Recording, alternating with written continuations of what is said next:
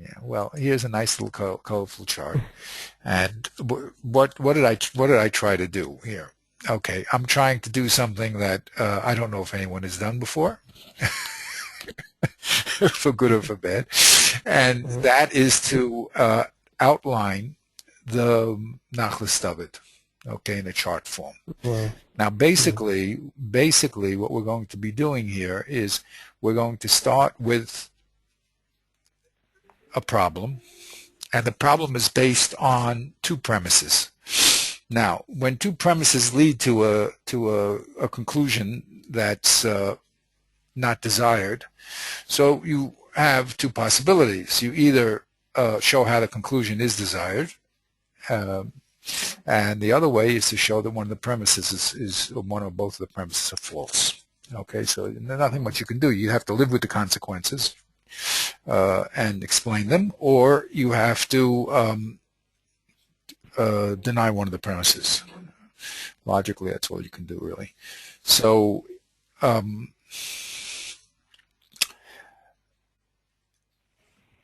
the Nachlas David is going to show us that it's going to be Reb Papa is going to deny the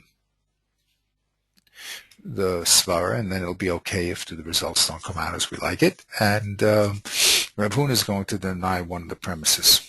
So that's going to be the brilliance of the Nachlas David, among other things. Among other things, I mean, there's a few clues in this piece. Of course, let's just recap where we are here.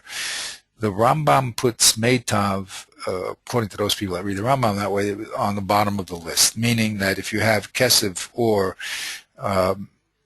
Subin, then we take your Kesef or Subin and you don't give your Metaltalin. Okay, whether you can't give it, we don't take it, it's a whole discussion. But let's just say simply you can't give Meitav. You must give either Kesef or Subin. So that is the surprise, of course, of the Rambam. And the question is, we said many times in analyzing this piece, is where did he get it from? Okay, so the Nachlas David takes a few very important hints, and he builds the whole picture of both Abaya's kasha and Rav Huna and Rav Papa's solution, and how the Rambam is going to pasak like Rav Papa. Now, that required a great amount of insight to do such a thing. Okay, and it's, as I said, I think he could win a Nobel Prize on this one. Yeah. Now, what are the hints that he used to build his picture? Well, the Beis Yosef in the Tur also wants to learn that the Tur makes the karka the last alternative. The first the Beis Din takes from the money or the Shavik Kesef, even Subin, from the Mazik, and only if he doesn't have those two items can they go to the land. Now, the Beis Yosef explains that unlike the Tur's father, who holds there's no connection between the case of Malva and the case of Nazikin, the Tur holds that there is a connection. Now, how does that all play out? Well, he leaves that to your expertise. I mean, he is talking to expert individuals. This is an advanced Talmudic class, and he expects you to put it together.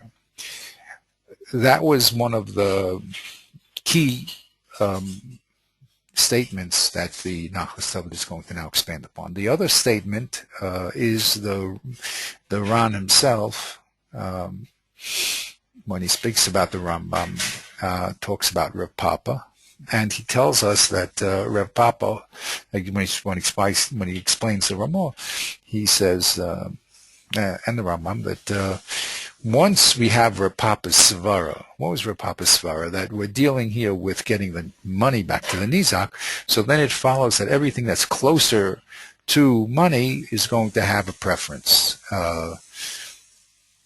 And the Ramah will have a three-tiered system, and the Rambam 2. But that doesn't explain the deep level of how you get to those results. That just says, well, it'll work out. But the Nachas David, in his brilliance here now, is going to use those clues and put together a wonderful, complete framework to show us how the Rambam got to his conclusion. Now, we mention again many times that he's understands that the statements of the Chachamim are very, very deep, and you have to be aware of not only what they say, but what they don't say. And you have to compare the different Chachamim and see what premises do they agree with and which premises don't they agree with.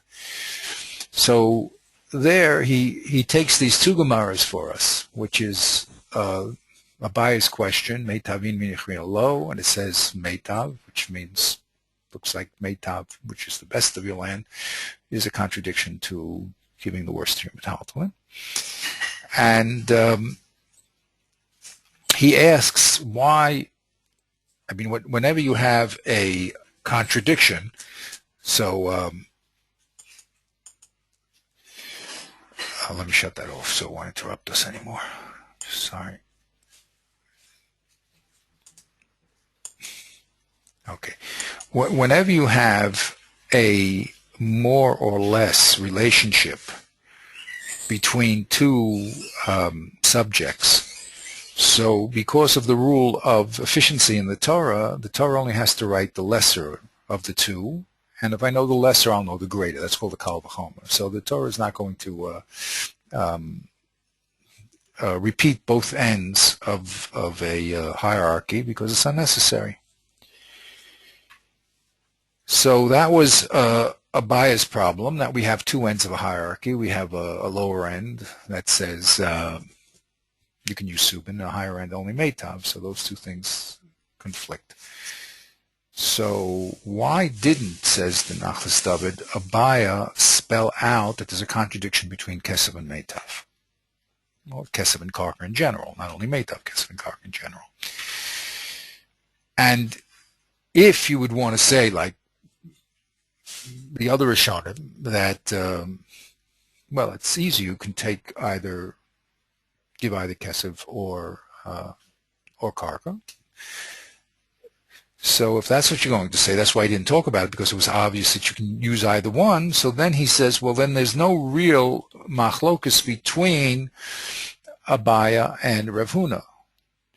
And it seems that if everybody agrees on that point, so what does Rav Huna have to state it if everyone agrees upon that point? So he's going to maintain, the Nachas David, that actually Abaya disagreed with Rav Huna, and Rav Huna was saying a big chiddush by saying that Kesef is equal to Meitav was a big chiddush, and Abaya did not hold it. He held that Kesef was greater than Meitav. Where did he get that from? Well, the Beis Yosef told us. He made an analogy between Nezikin and Malva and Lova. In Malva and Lova, the Malva has a right to demand Kesef over Meitav. So too, in Nezikin, the Malva should have a right to demand Kesef over Meitav because they're analogous cases. Okay, so that is the first of these two red premises that we're going to start with. That Abaya held that Nezikin is equal to Malva, and therefore Kesef is a better payback to the Nizak than Karka, and that's a general svara that we learned from Malva, not because of the particular cases of Malva, because in general a person would rather get paid back in money than with Karka. If that's true, says the Nachlas David, so then we have to follow our premises to their logical conclusions. Now, not everybody can do that, but Baruch Hashem, the Nachlas David can, and he does. So this chart is going to show us how he did it. He said, okay, so now let's start with that as a basis of a premise that Abaya held, and let's see where it gets us.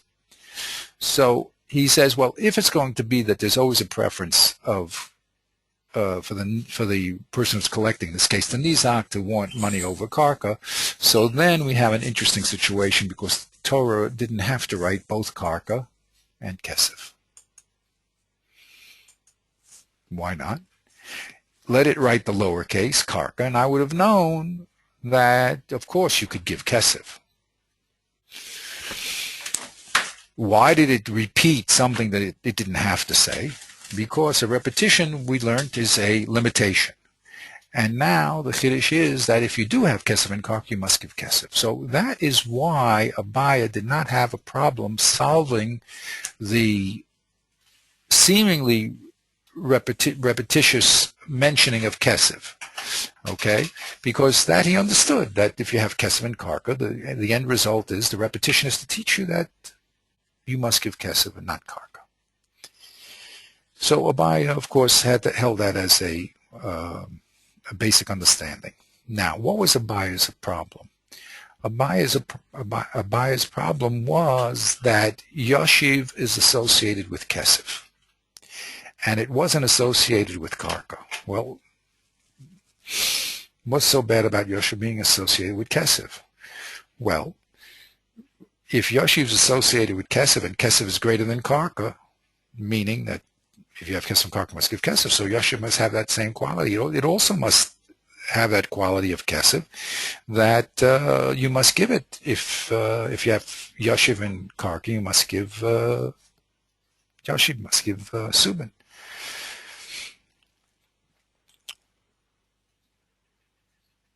That led to a very, very difficult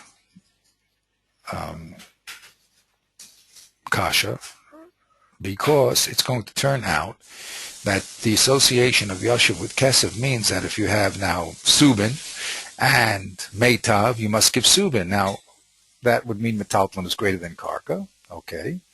And that goes against the second svara of Abaya.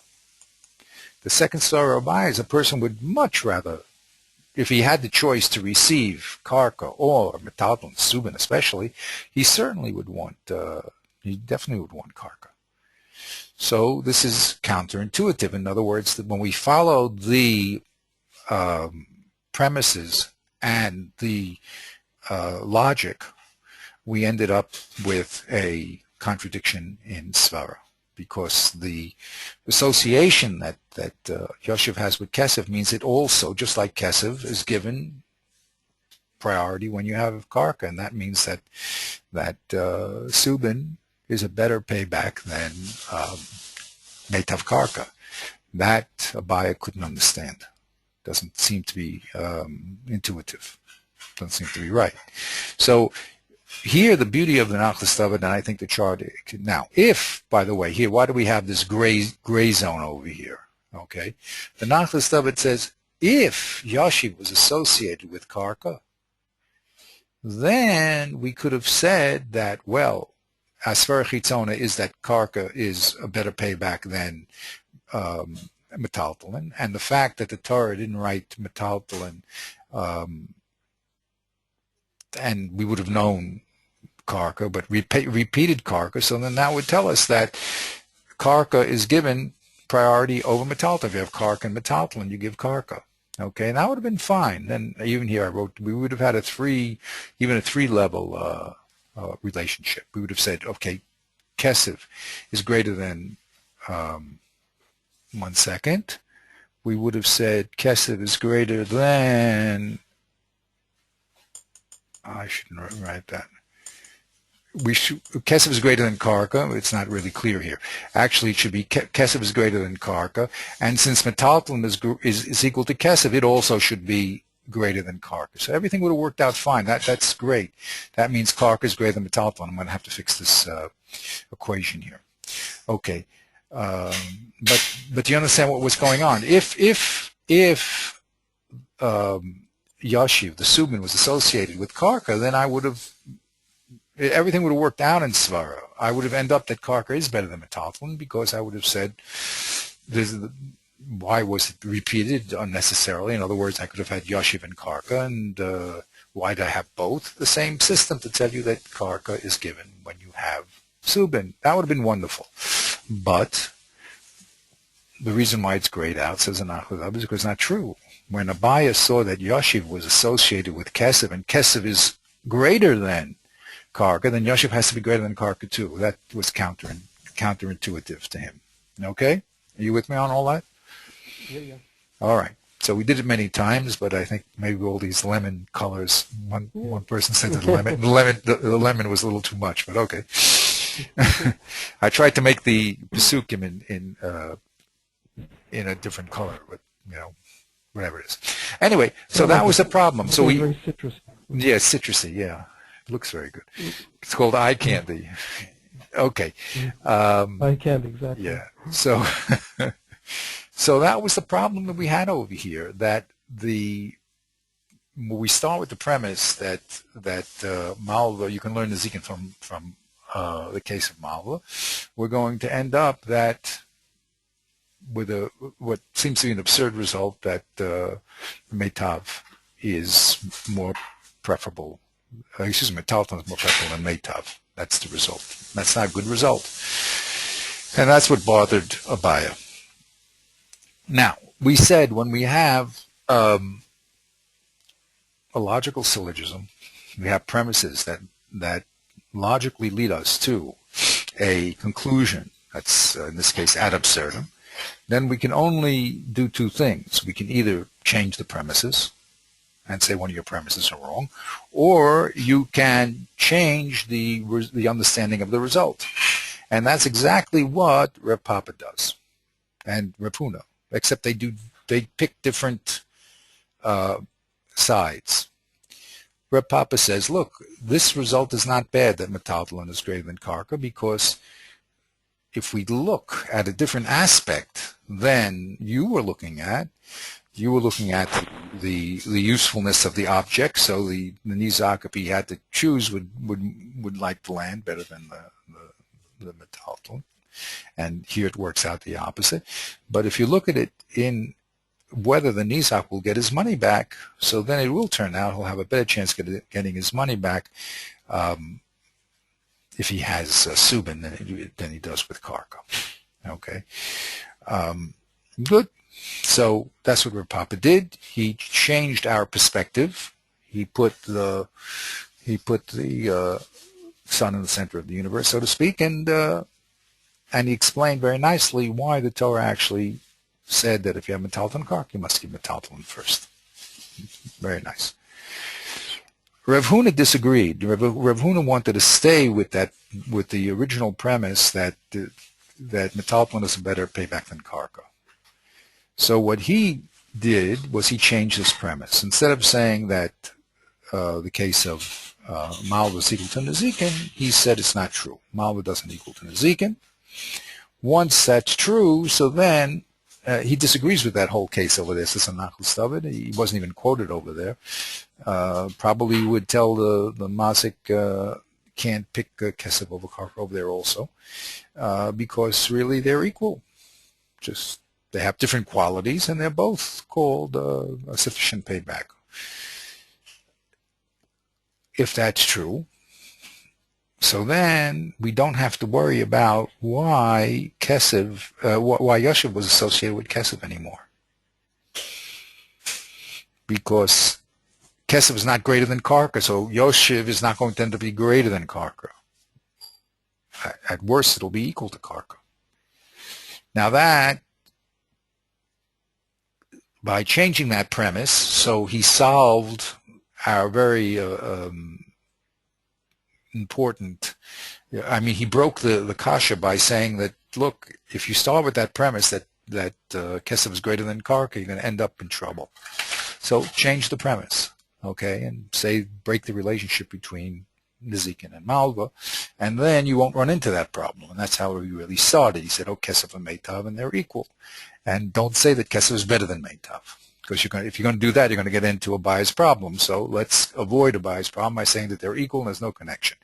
But, however, his student jumped the gun and said, but wait a minute, good, you're very nice, you solved a bias problem, but you went out of the fire and out of the pan and into the fire, because now once you make karka and kesef equal, then metaltalin is a ribui of kesef, and it's going to be equal to karka. So you're going to end up again that karka is equal to metaltalin, and that's against the svara. So Rav Huna says to him, relax, you didn't let me finish. After I solved the bias problem, now I'm going to explain to you why there's no problem that the association of Subin with Kesef is not going to make an equality to Karka anymore. Why? Because this association is not an equality. Okay, a ribui is not an equality. A ribui can be like but not equal to, and that was the big chiddush of Rav Papa. Of Rav Huna. Okay, let me just do one little correction. These things are always changing. Someday I'll get the. I spoke to Microsoft. This thing doesn't work exactly with Windows 8. So they force you to upgrade, and then when you upgrade, you run into certain problems. And the guy says, so buy the new program. I'll be able to support him, pay a salary. Okay, whatever, Baruch Hashem, but it works. Okay, so that's how the Nachlas David now explains Rav Huna. In other words, Rav Huna first was addressing a bias problem that once you say that Kesef is greater than Karka because you learned that from Malva, you're going to end up that Subin is greater than Karka against our Svara. And he says, well, let's not start that way. Let's say that Kesef is equal to Karka, and we don't make a connection with Malva. And there's a special case over there of Malva because he gave money, he can get it back, whatever as far as you want to say. But that's nothing to do with Nezikin. Normally, land is just as good a payback as Kesef. And before you can finish now, the real problem, which is the problem of Subin and Karka, which are now going to be equivalents, his student jumped in and said, well, now what are you going to do with Metaltalin? So he tells him, of course, now I'm going to machadesh my second part of my shiur, which is that a ribui doesn't have to be an equality. Okay, that's how he does it. That's the beauty of the Nachlas David. Now, what's this alternative line over here? You see. First of all, we have to understand that the Nachlas David, he gains a lot against all the other people, but how?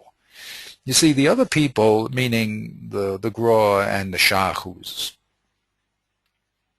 who's also explaining this problem, they put their solution in Rav Huna by using this unequal or, which is a very big chiddush in language. Okay, so he doesn't have to get into that. It says the Nachlas David said, I saved you from that. I'm going to learn the or like a normal person learns an or, which is an equal or. Okay, and I'm going to explain that both the Rambam and the Ramah got their halacha from Rav Papa, like the Rif said. And it's Rabbeinu Tam, of course, holds like Rav Huna. That's fine. Everything works out well, and just leave Rav Huna as he was. Kesef and Karka are equal. If you don't have both, Metaltalin. So I saved you, the Shach and the Gra, are all going to start off with this very strange linguistic possibility that the or is a hierarchical or, which can be theoretically correct, but it's very dochik. So I saved that. And then I explained to you how everything really fits into Rav Papa, into Rav Papa's solution to a bias problem. Okay, how? All you have to do is explain that this negative result that started with the Nizak equal the case of Malva is not bad at all. Okay, because we're looking at getting your money back, and that solved everything. And, says the Nachlas David, also we solved the problem of Tosfos and those other people who don't learn this way. We'll explain how they do learn. According to them, there was really no need for Rav Huna to talk about the relationship of Kesef and Meitav because everybody agrees with it. Abaya and Rav Papa agree with it. So since they all agree with it, so why did he have to bring it up? It wasn't germane to his argument. So you don't say he was interrupted. It was more or less irrelevant to the argument. Okay, all he really wanted to say was that the Rebbe was not equal. He should have just started in that point because he's not arguing with anyone. Everyone holds that. That was Peshita. So according to me, says Nachlas David, the way I just explained this is a big machlokus whether Kesef is greater than Karka or not. And Rav Huna's Mechadish that was equal. That was a big step. And he did that. He was able to solve Abaya's problem. So according to me, I have a very, I gain a few very important points here in the Peshat and Rav Huna. One, you don't have to come on to this unequal or. And two, you have O Kesef Ameta being an extremely important first move in the argument, okay, because it removes a bias problem. So, and then also he's creating a chiddush. So then later on the Gemara tries to bring Ravasi that says Kesef's like Karka. So that's, the Gemara says, well, we know that already. Meaning what? We know that chiddush already. So you see, it was a chiddush. So according to Nachlas David, you see, it was a chiddush. According to you guys, everybody holds it. So what was the big chiddush for? Everyone held it. No one held differently. But according to me, that was a tremendous chiddush. So that's what the Nachlas David gains against the other people, and that's what he says the Rambam gains. Okay. Now, how do the other people learn? That means, the Rebbeinu Tam, the Rashi, and the Rush. Okay, they held correct that everybody held that Kesef is equal to Meitav. Okay, and they're different, and Abaya held that also. Okay, and the only question is, once you hold that Kesef is equal to Meitav, the association of Yashiv with Kesef means that it's also equal to Karka. So you're in trouble because that's against the Svara. So very simply, Rav Papa will answer, it's not against the Svara. All three things are equal because you can get your money back with metalton by going to another place, even though you may not be able to sell it here. And the fact that Karka is Meitav will mean you'll also get your money here because everybody likes Meitav. So the two Griuses, the two failings in Karka and metaltalin are made up. The failing of Karka, that maybe there's no buyers, would be made up by, well, you're going to excite those people around, so the few buyers will jump on it and you'll get your money back. And the failure of metaltalin, that not too many people want it, I mean, assuming not too many people want it, to be made up because you just go to another town and you'll get your money that way. So they both have what we call griuses, they both have failings, but each failing is made up differently. The Karka failing is made up by the Torah saying meitav, and the metaltalin failing is made up by the person just telling the Torah, just go down the street and sell it. It's okay. So that's how Rav Papa answered. Okay. Now, Rav Huna didn't like that answer, and he said that metaltalin is a step lower than Kesef and Karka, and therefore it really is worse. There's no way you're going to tell me it's equal even if you go to another place. As we said also, it's a little bit of a tircha. The Torah wouldn't put a tircha on the person to run to the other place, and therefore the Torah says that you can only use it when you don't have Kesef and Karka. So that's how they learn. The Rebbeinu Tam and the Rashi and the Rush. Why does he prefer the Rambam? Because he explains that the Rambam has a lot of advantages, one being that there's a big machlokas here whether Kesef is equal to Karka or not, and he's based on really those few words in the Beis Yosef that says the Torah is arguing with his father on this very, very point.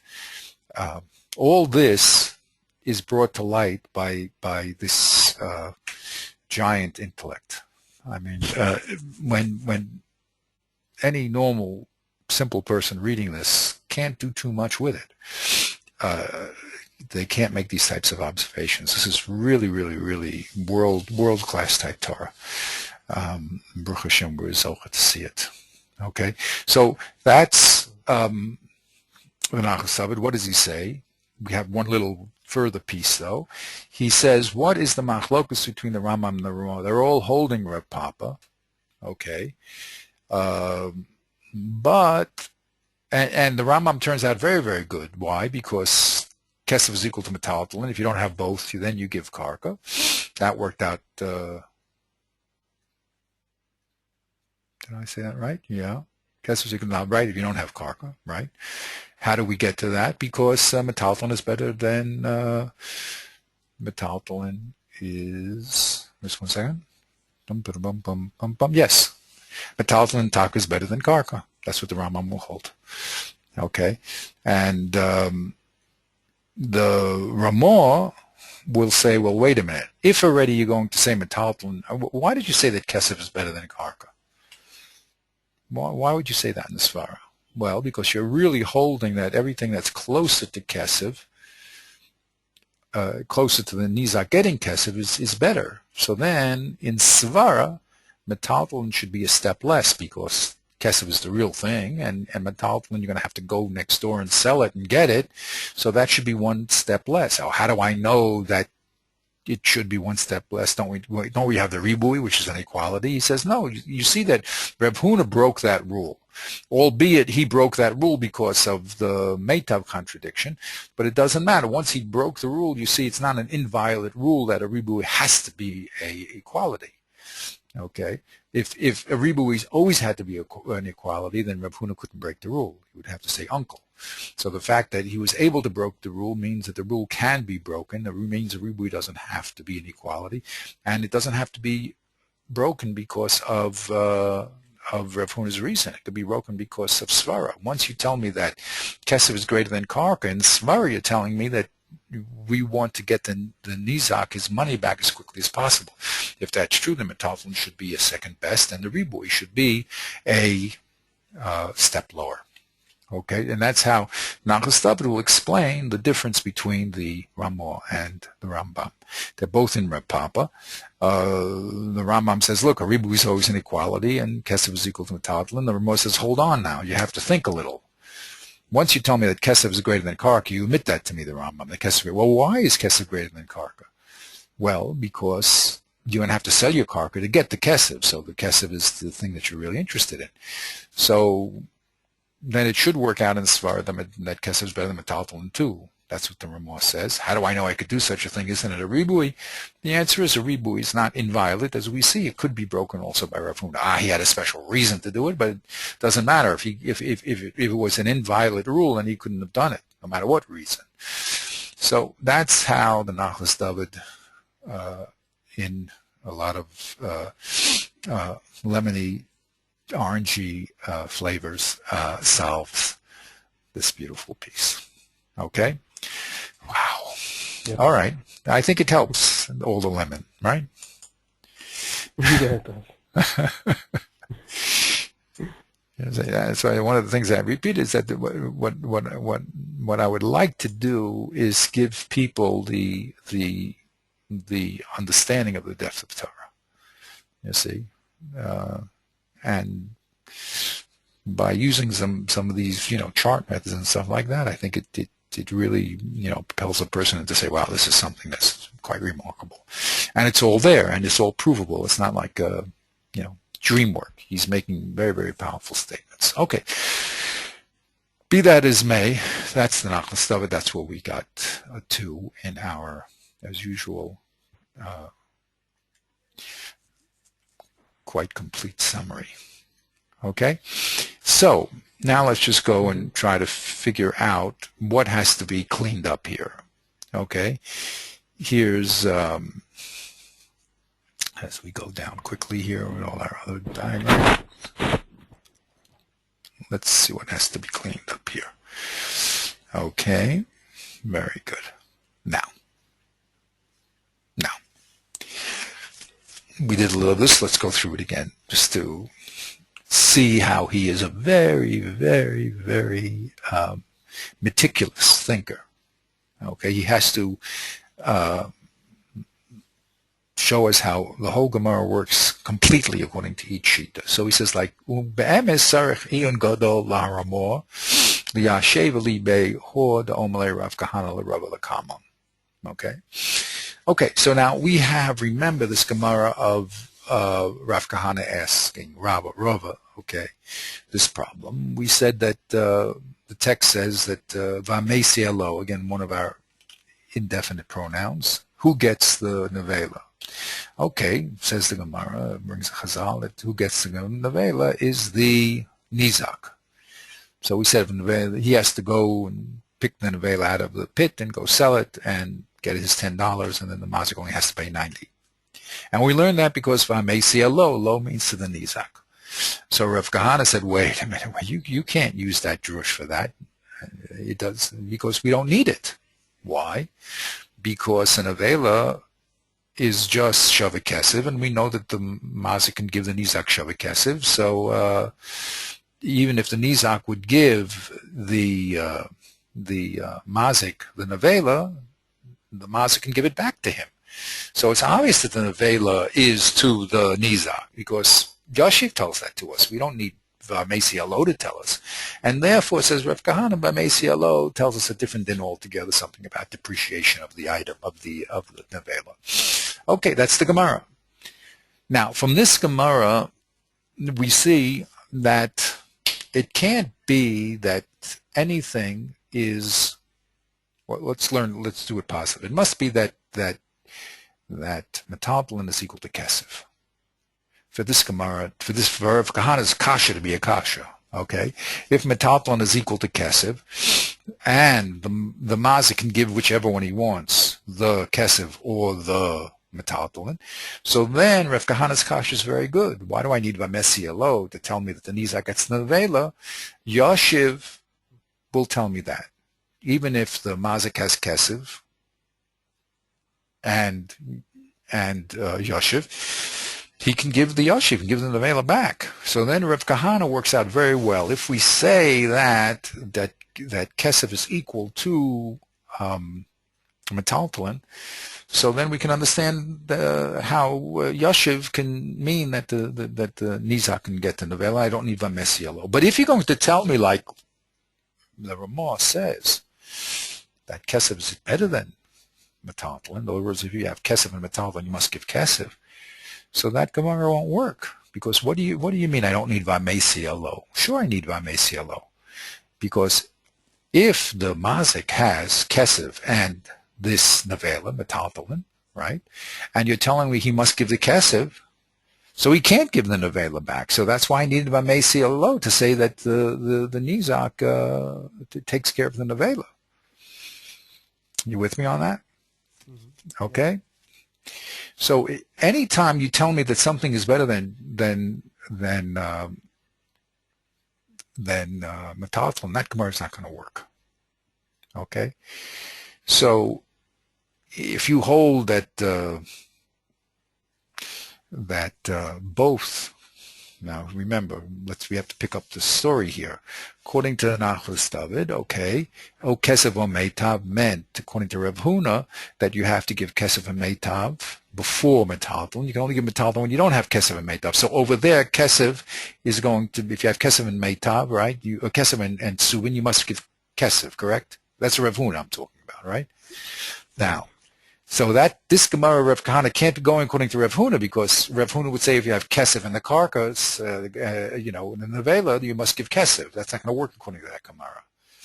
Okay, so that's okay. It's not Rav Huna, fine, but it is, says Nachlas David Reb Papa, according to the Rambam, because the Rambam holds if you have kesef or metaltalin, you give either one. So that works beautifully according to the Rambam. But according to the Ramah, if you're going to tell me that kesef has to be given if you have kesef and subin, kesef and these carcass, so the Gemara is not going to work over there.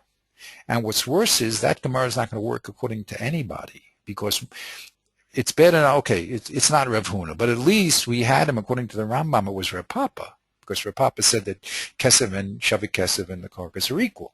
But now, if you, the Ramah, are going to also make kesef greater than metaltalin, now you're going to have that Gemara according to nobody. It won't be Reb Papa, and it won't be Rav Kahana. So you're in a lot of trouble. You're in a lot of trouble over there. Okay. So That's what he says. That I mean,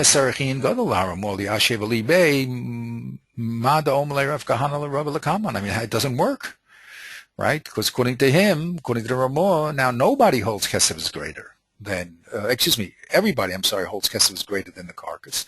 So I'll need Vamesi Alo to tell me even then that the Nizak gets the Nevela. It's only if they're equal that Kasha will work out. Okay.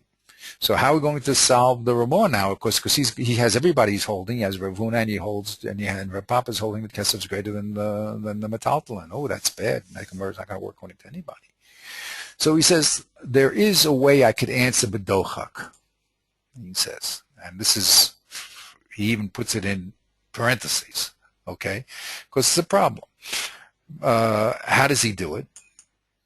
Again, brilliant. He says, remember, we had the Rosh who held that Rav Kahana was talking to Rav and not to Rava. So he's not an Amara over there. There's two different types of, there's two Rav Kahanas, one who's a very early Amara that's talking to Rav, and this Kahana that's in that Gemara is a very late Amara who's talking to Rava. But the Rosh held that that Gemara was Omer of Kahana le Rav. Now, according to that, Girsa, excuse me, did I say that right? No, that's not true. Excuse me. The Rosh had Omer of Kahana le Rava, and that's why he's pesaked against Rabbeinu Tam, because you see that according to Rabbeinu Tam, who's holding Le Rav Huna, so that Gemara is not going to work out. Okay, but according to the Shach, that Gemara did say, not Rava, but said Rav. So what do we say? Ukafi mashkas of Shach. Why? The Hamas Florale Bechad Melta. The Rav, Kahana, and Rav over there, with the early Amara, is holding with one aspect. They're holding like Rav Kahana, that Kesef is equal to Meitav. They agree with Rav Kahana. Bekroa Besvara, they agree with that. However, Behor the Subin is slay Karev Papa Verefun Breda Revishua. But when it comes to Subin, they hold it's not a step worse, it's an equivalent. So we have all three things equal. The Mazik can give O Kesef or Meitav, and he can even give Subin, because all three of them turn out to be equal. Okay, so that could be the Rav Kahana of Rav. It's another Shita. So we don't have to worry about that Gemara. We found that Gemara is going according to the Shita that all three things are equal, and there's no problem. Uboho Usoranami Meitav. Okay. Uboho the Subin Islay Karapapa Ravuna Rev Yeshua. The Subin Nami Meitav Hu Udalo Karavuna. Nimsa. The Ain Shum Maila Klal of Kesef over of Subin. Vakol Shavan Kesef Meitav and Subin. Ulakach Shapik Kashale time of the Rav Rahmana. So then that'll work out fine. If what he did was he said, look, let's look at that Gemara over there, and according to the Shach, that Gemara was on Rav Kahana, not according to the Rosh. So according to the Shach, we could say if that Gemara really is Rav Kahana the Rav, so then this Rav Kahana is a third Shita, and it's an early Amara, so we don't have to worry about them. How come they weren't mentioned there on the bottom? Because they're an earlier Shita which everyone rejected. Okay, and then we were left with the two Shitas on the bottom of Rav Papa and Rav Huna. Okay, he says this is Dochik, of course, and also Kvar Katafti La'el B'Shem. These quotes other people, the Marshal, the Maram Shiv, that really the Russia's Girsa is correct, and we really had a whole fight with the Shach about this Girsa problem. Okay. And because the Shach wanted to say there's no Rav Kahana that's an Amara, I never found such a place, and these other people said we did find such a person. They have a whole big problem of two Rav Kahanas or one Rav Kahana.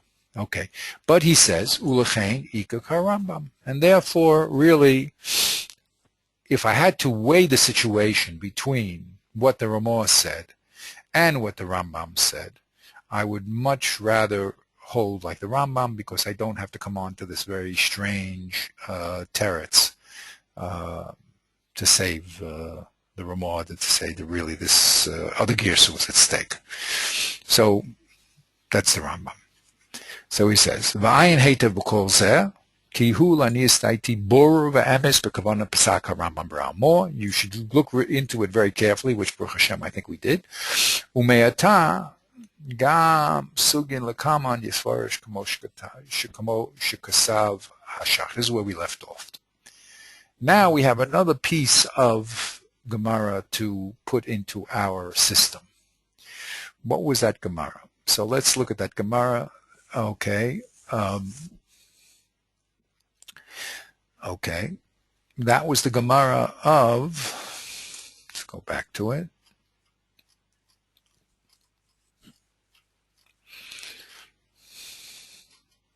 That the Shach brought. See if we can get it.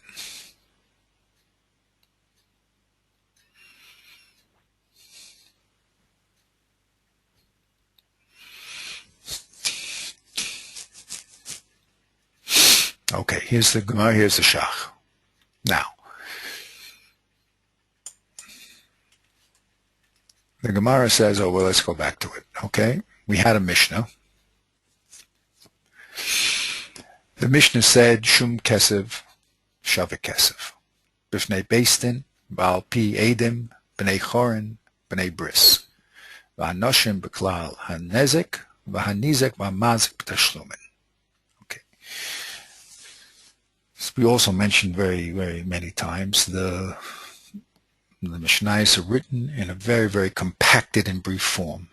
Without the Gemara, it's almost impossible to open up the Mishnayos. That's why you're not allowed to Pesach according to the Mishnah.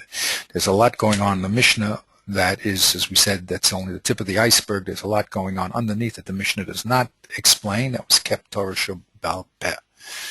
So this Mishnah starts off with a statement that says, Shum Kesev Shavik Kesev. Well, what about it? It says Shum Kesev. The Shumer should be with Kesev. And Shavik Kesev. Looks like the Shumer should also be with Kesev or Shavik Kesev. What's going on here? So the Gemara is bothered with it, and it wants to know, what is the Shum Kesev? So Rabbi Yehuda says, the Shum, the evaluation, Lo Yela B'Kesev. When you have damage, you can't say, well, you damaged his talus, and that's worth about, who knows, a couple of kilos of fancy fruit. So just give him the fruit and call it even. You can't do it that way.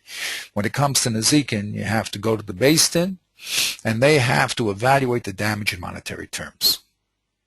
Very, very good for us because we're talking about, getting your money back. So the Beis Din has to evaluate everything in monetary terms.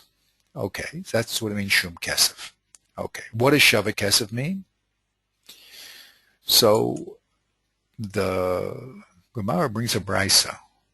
Tana Rabbanon, Shavik Kesev, Melamed she'ein Beis Din niskaken ela nechasan sheyesh lahem achrayis. Very strange. Shavik Kesev, which we would think like it says an Isha Makadesh Kesev Shavik Kesev. So you think you're giving her the ring. I mean, it's metaltal, it's movables. Comes along the Bryce and explains our Mishnah L'chara that says no. The Shavik Kesev here means that the Beis Din can only take from Nechasan that has Achrayis, which is land. That's it. It can only collect from land. That's what it says. The Beis Din is Neskach, and the Beis Din can only collect from Nechasan Sheish Lama. What does it mean Achrayis? Land always has Achrayis. If there's a lien on the land and the person sells the land, the lien goes with it. The land is a collateral for the loan. Unlike movables, we never know who owns it. We just have a chazaka, maybe who has it and owns it, but you can never be sure. But land has deeds, and we know exactly who owns it and when it was bought, and therefore it comes with an obligation to stick with it. Okay, so now we have this Mishnah that's talking about Nezik, and the second Mishnah it says Shavik Kesev, and it means that the Beis Din can only collect land. And it adds, Avalim Kodim Nizak V'Tofus Metaltalin based in Govim Lo Mihen. But it adds a very unusual case here. If the Nizak grabs some movables from the mazik, so then the Beis Din says, okay, you grabbed it, you can have it. Okay, so we have to explain this. Okay, so the Gemara now wants to evaluate this text.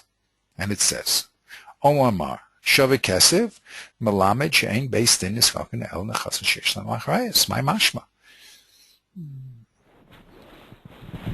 What is mashma? How do we hear from the word Shavik Kesef? That means land.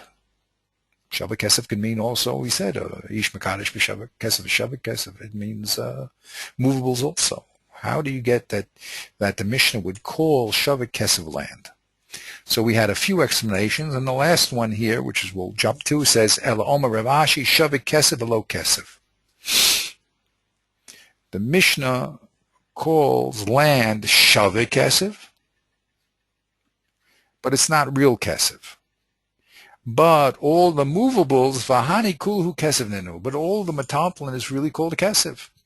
And just Rashi explained to us, just like Rav Papa said, movables are called Kesef. Because if you don't sell it here, you'll sell it somewhere. You'll always get cash for it. But land is problematic. You might not get a buyer for it. So that's only called Shavik Kesef. It has something called book value. It's worth something technically, but it doesn't mean anyone's going to buy it. Okay? So that's what it meant, the Mishnah, Shum Kesef is Shavik Kesef. Shavik Kesef means that the Beis Din can only collect from land.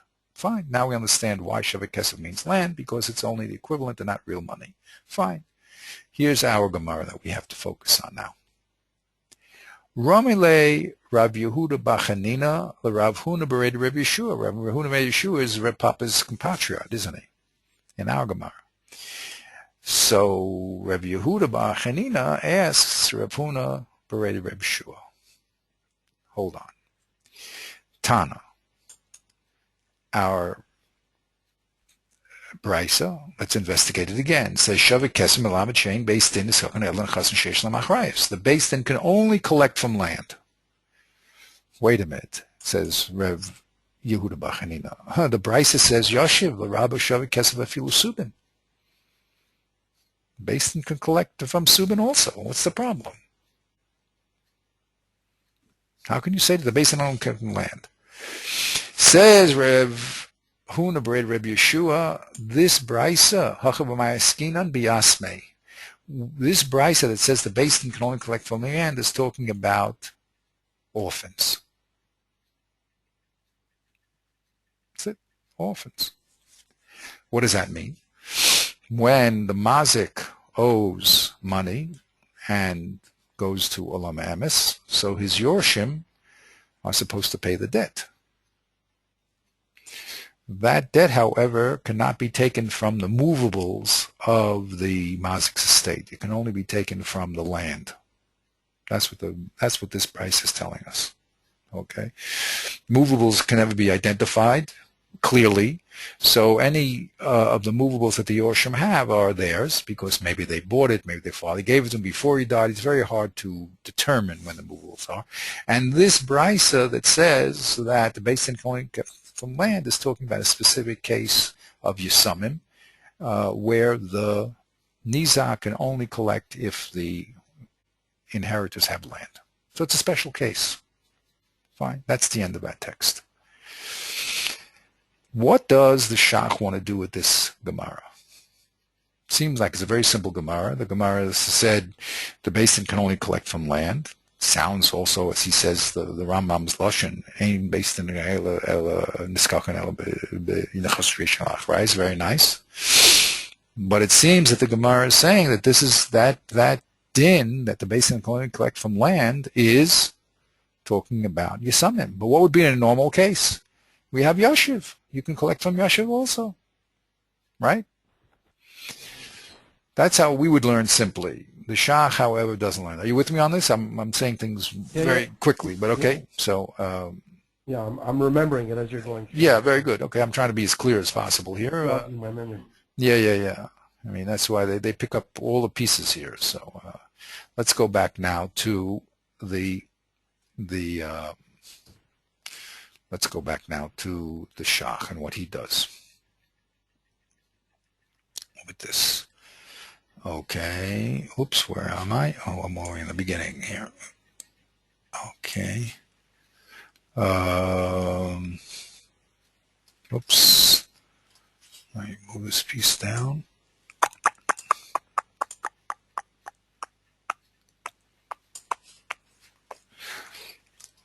Let's just see if we can get back to the Shach.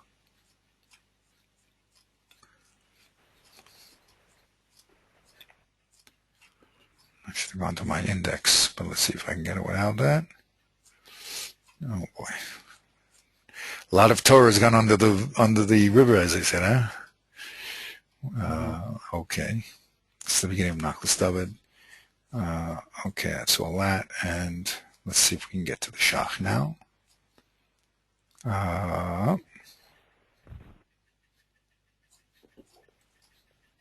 Well, don't tell me I didn't put them in here.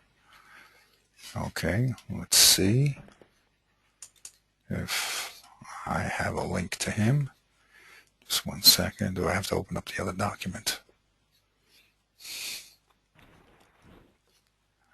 Okay, just 1 second. Sorry, I'm getting you dizzy here. Flipping. Okay. Okay.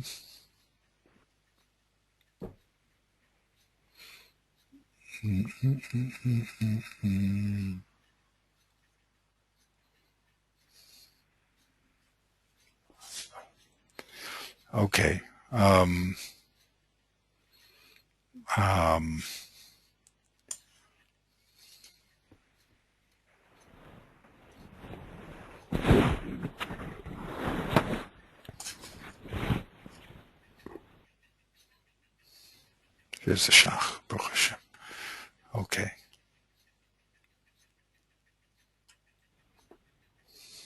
Now, here it goes. Now, remember, the Shach is defending the Rambam's position that metaltalin is the worst payback. First, you collect from Kesef, or, excuse me, Metav is the worst payback. First, you collect from Kesef and metaltalin, and only then do you go to Karka. Okay? So that's the Shach's position. And he wants to prove now that that's true. So what does he say? V'li kain ika mimai de gasinin b'shas that we just read in Baba Kama Daf Yud Daled al piskei shava kesef. Ramale Rav Yehuda Bachanina Rav Huna B'rei the Rav Yeshua. We just read that. It says Tana. Shava kesef. It doesn't say kesef in our text. Malamed she'ein beis din niskaken ela nechasen sheyesh lehem achrayis. The beis din can only take land. So Rabbi Yehuda Bar Chanina said, wait a minute, V'haitana Yashav Rabbi Shava Kesef Afil Subin. The Gemara answered, V'hacham Ma'askina B'Yasmei. This brisa that says the beis din can only talk about land is only talking about orphans. Okay. Now, what would be the case of non-orphans in a normal case? So the Shach is going to maintain in a normal case the beis din takes land, and then only after land metaltalin. And he wants to learn that from here. Okay, let's see how he does it. That's not, again, what we would say the simple, intuitive way of learning it, right? We would say, Rabbi Yehuda Bachanina said, wait a minute, what do you mean only land? It says also metaltalin, right? Subin. The answer is you're right. What do you mean you're right? You're right that you can collect from both equally. And we're talking about a case of Yisomim. That's the simple way of learning the Gemara. Mm-hmm. But that's not how the Shach wants to do it. The Gemara is brought by the Rif, which, of course, he wants to say the Rambam's going according to the Rif. Alma. Now listen to what he does. The Miyikora Salka Daiktach. The beis din Niskaken Lakarka. Okay, we thought that the beis din can only collect land. Umasik. And our conclusion is the Niskaken Ligbos Mi Metaltalin. No, the beis din can collect from metaltalin. Okay. Ve'ein suffik shebimikan hotzi Rambam es devarav. And it's no suffik in my mind. The Rambam got his halacha from this Gemara. How do we know? V'hainu shekatav based in niskakan. That's lashon Rambam. That's the lashon of the Rambam. Based in niskakan, very unusual language. Let's get it right here from Yud Dalet. Kasav the Rambam lashon niskakan, kalashon hashas. Shahotzi misham devarav. He took his halacha right from the Gemara in Yud Dalet. So it's going to be that Yud Dalet is going to prove that metaltalon is collected before karka. Let's see how he does that. And don't think that what I'm saying is far-fetched, because the Rav Magid says clearly that that's what the Rambam's getting it from. He says, Shebastin niskakin, mivor v'perek sugya al piskei d'shavik kesed, v'chein lamala ba'oso perek, machlokas hamarai, upasik rabbeinu karab papa Rav Huna v'red Yeshua, kadas ha'hilchas, ayin sham, u'devar brurim. Okay, he says, look, the Gemara, where did the Rambam get his halacha? He got it from this Gemara in Yud Dalet. Okay. Now, what does that Gemara Yud Dalet mean? We haven't explained that. Could have meant inequality. And he holds like, the Rambam holds like Rabbeinu, who's a Rif, and who Pesachs like Rav Papa Rav Yeshua. Okay, that's the halacha. And his words are clear. What's the words are clear? Only that the Rambam got it from there. But he has to prove now that that Gemara means that when the basin collects and the mazik has kesev, excuse me, when he has metaltalin and karka, you collect from metaltalin first. Where do we see that? Now here's his proof. Don't try to tell me. In other words, the way he learns simply that the Rambam learns his halacha from here, that if you have metaltalin and karka, you collect from metaltalin. That's what this Gemara tells us. Now, don't try to tell me that what? The miyakara salkadaik didn't niskakan la karka, ve'ein niskakan la metaltalin klal afilu ein karka. Now, maybe you'll tell me, look, what was the havamina when the Gemara said ein based in niskakan ela nechasan she'ein lehem achrayas? You'll tell me very simple. The niskakan la karka, the ein niskakan la metaltalin klal afilu ein karka. It means that if the basin has karka and metaltalin, you must take karka. But what happens if there is no karka and the man only has metaltalin? So it says the basin can collect from metaltalin. He wants to say that's not so. Okay, you with me on that? He says, look, this, how are you learning Gemara? When it says ain based in niskakan ela karka, that means if he has karka, fine. If he doesn't have karka, even if he has metaltalin, the basin can't collect from metaltalin. That's what you want to tell me, right? That's what the words mean. The basin can only collect from land. If he doesn't have land and he has metaltalin, the basin can't collect from metaltalin. That's what you want to tell me the havamid is. Before we get to Yisama. That's, you with me on that? Okay. Ukamavu amran lechora, and that's how Rashi learns Peshat. Shekasav ain't based in the skachen. Lifroa min hamazik el imkein yesh lo karka. According to Rashi, the based in can, in this havamina, the based in can only collect from the mazik if he has land. If he doesn't have land and he has metaltalin, tough luck. Can't collect. The based in can't collect. That was the havamina, right? Ve'imkein ki mishane hacha biyasmei. When the Gemara said, wait a minute, of course that doesn't make sense. I mean, it says Yoshiv, of course you could collect from metaltalin.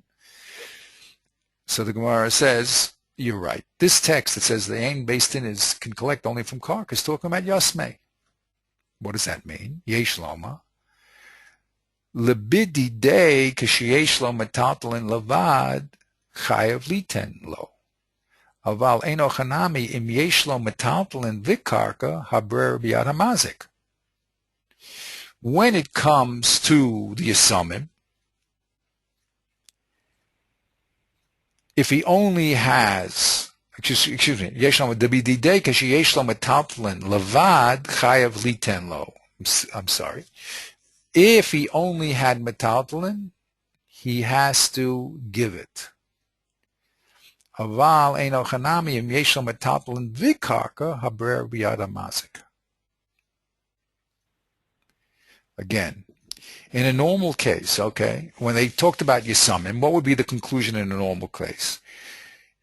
Yesh lo loma, the b'didei, keshi yesh lo metaltalin v'ad chayav liten lo. You'd say, look, if he only has metaltalin, he has to give it. Aval eino chanami im yesh lo metaltalin v'karka habrer b'yad hamazik. That's how you would learn. That's how we're learning. We're learning when it came to Yisumim, it's only from land. But when it came to a normal person, not a Yisum, just a Stam Mazik, if he has metaltalin, of course he has to give it. But if he has metaltalin and karka, so then he can give what he wants. That's how we would learn, right? That's how we'd learn. Now, says the Shach, it's impossible. That can't be Peshat. That can't be Peshat. Although Rashi says it, and it's simply what the Gemara is saying. It can't mean what the Gemara can't mean that. Why? Deha'ech nema dekosal kadaitach miyakora afilu ye metaltalin lo tzarich l'shalem lo klum im ein lo karka. According to you, the Havamina was only if he has karka does he pay. If he doesn't have karka and he has metaltalin, he doesn't have to pay at all. That's how you're learning, right? If he has karka, he pays. If he doesn't have karka and he has metaltalin, he pays nothing. That was the Havamina. Okay? So he says, how could that be a Havamina? You're telling me that, and here's why not. Okay. V'chi b'shvil shelo yeh karka potam milashalem. How could the Gemara have such a Havamina that if the Mazik only has karka, he wouldn't, if the Mazik doesn't have karka, and he has metaltalin, he's putter. That's what you're telling me. That's the Havamina. So again, let's watch what the Shach is doing. He's investigating the Havamina of the Gemara, and he's telling us the simple Peshat in that Havamina doesn't make sense, and therefore that couldn't be what the Gemara meant. Because according to the way you're learning the Gemara is saying if he only has metaltalin, he wouldn't pay anything. Well, how could you say that a mazik is putter only if he has land, and he doesn't have to pay anything if he has metaltalin? Number one, Kash. Number two. Go ahead. Wait, I was lost. This is only a Yisum, right? No, that's good that you asked. No, it's a very slippery switch you just made here. The Gemara had a Havamina. We weren't talking about Yisumim, correct? Mm-hmm. When the Gemara first understood the statement that the Beis Din can only collect from land, it was learning a regular person. Mm-hmm. At the end, it said it was talking about a Yisumim, right? Mm-hmm. Good. So now he's going back to if that's how you're learning the Gemara, originally the Gemara was talking about a normal person. What was it saying? Only if he has land he pays, but if he has metaltalin, he doesn't pay. That's how you're learning. Then the Gemara says, no, that's only talking about Yisum. That's a conclusion. But the Havamina was that if he had metaltalin, he wouldn't pay. You with me on that? We're talking about the question, the kasha. In the kasha, we're talking about a normal person, and we're saying, look, when it looks like the Bryce is saying, when a normal person has land and the Beis Din collects. If the normal person doesn't have land, he just has metaltalin, the Beis Din doesn't collect. Right? That's the Havamina. Then the Gemara answers, no, that is talking about a special case. But the Shach is investigating the Havamina, saying even the Havamina has to make sense. In other words, before we said Yisumim, he wants to maintain that the Havamina has to make sense. Mm-hmm. This is an important rule, by the way. Okay? Because, let me get ahead. What's your problem? Yeah, why? I don't get it, because why does it have to make sense? I mean, isn't that what the qualification comes to address? Isn't that the whole point of when you ask a question, because there's a problem, so the answer to the problem is Yisumim, and it gets rid of the problem. Oh, exactly. You're saying it doesn't get rid of it, you're saying. No, it does get rid of the problem, but what he's saying is the problem always has to be a problem. What do you mean by that? I know. This is a very, very deep point here, a very substantial point here. the way they say a joke, when the Chassidim learn the Gemara, when the Gemara has a kasha, the teretz gets rid of the kasha. And when a Misnagid learns a kasha, the teretz answers the kasha, doesn't get rid of the kasha. That's what the joke is. I mean, that's a deep joke too, but the point is like this. Atu, the Darkei Gemara says, Atu b'shaftinu askinan, he quotes Chazal, are we dealing with fools? Meaning that no one would bring up a possibility that was senseless. That's what the Shach is maintaining. You can't ask, it can't be that the Gemara would have a Havamina that makes no sense. In other words, the Brisa said you can only collect from Karka. If there was no way to understand that, then the Gemara would never interpret it as you can only collect from Karka, nothing else. That's what the Shach is maintaining. That even in a kasha, it has to be plausible. Or else don't give it as a possibility. It's obvious it doesn't mean that. You know what I mean? If it's so obvious that it can't be true, so then don't learn it that way. You know what I mean? It says Hashem stuck his hand in Mitzrayim. It's so obvious he doesn't have a hand, so don't learn it that way. You can't say, well, maybe Hashem has a hand. It's not called a kasha at all. Not called difficult. It's just obvious it's not what it means.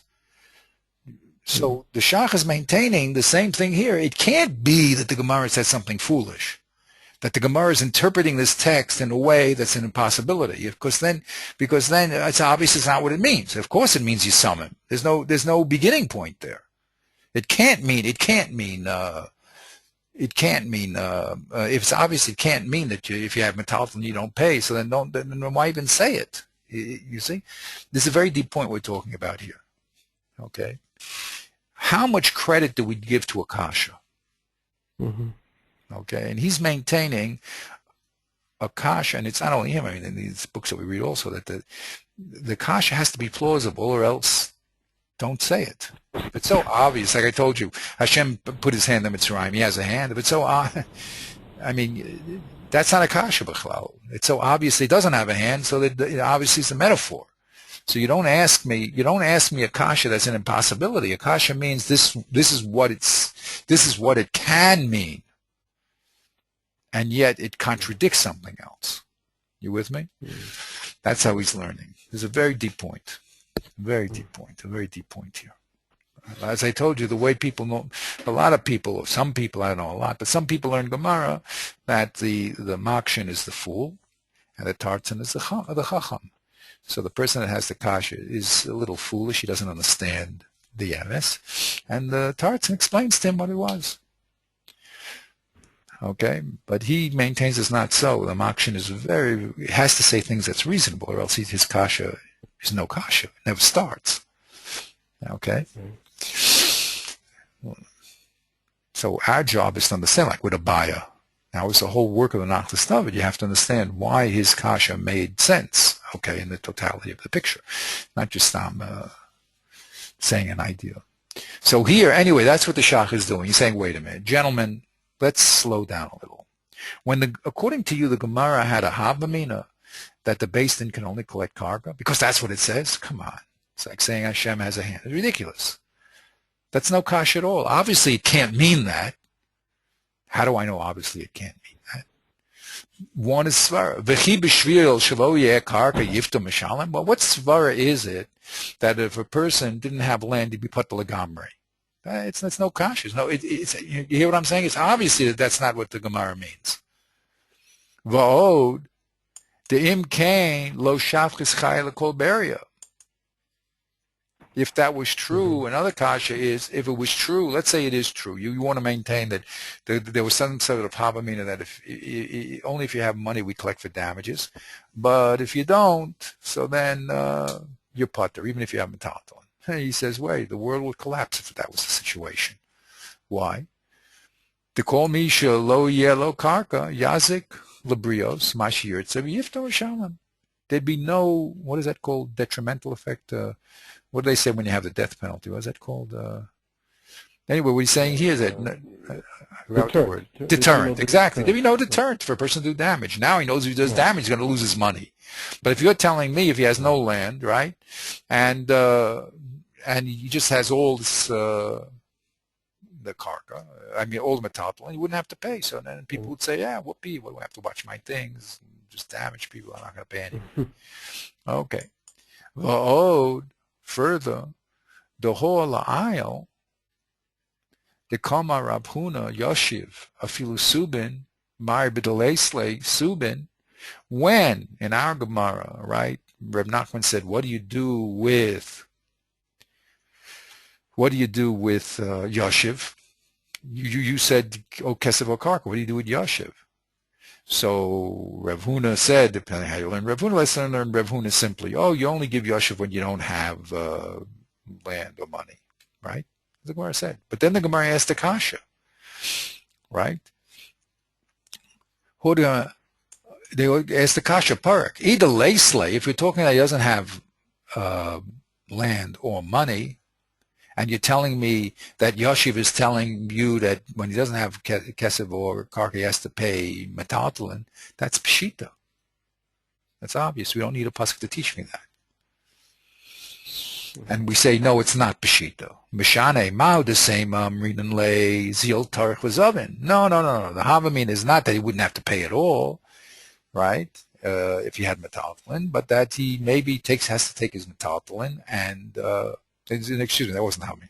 The Havamina was that it can't be that Bidi Eved is paying with metaltalin, that's the chiddush, because it's obvious he's going to pay with metaltalin if he owes the money. So what is it? You might have thought that he should cash in the metaltalin and bring cash. Kamash malan lo. You don't have to.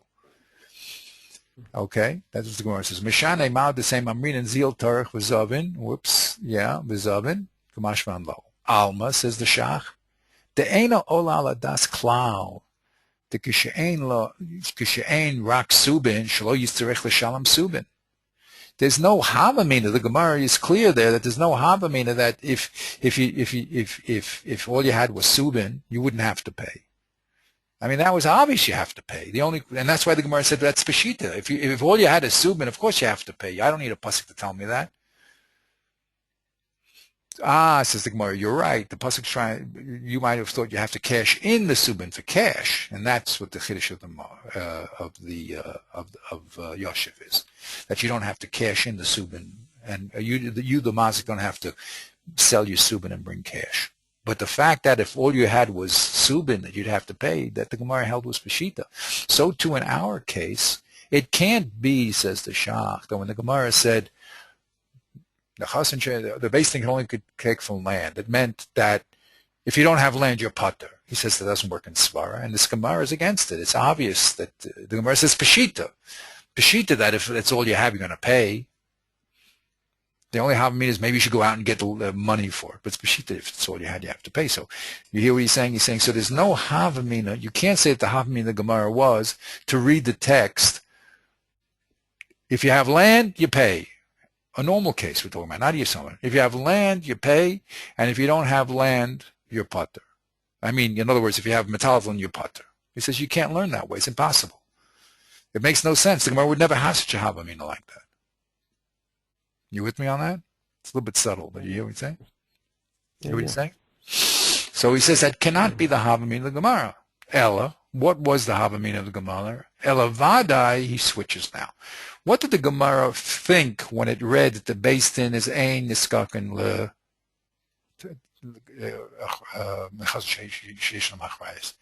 the Mekara sova the based in niskaken ligvos min akarka bal kocha shel hamazik.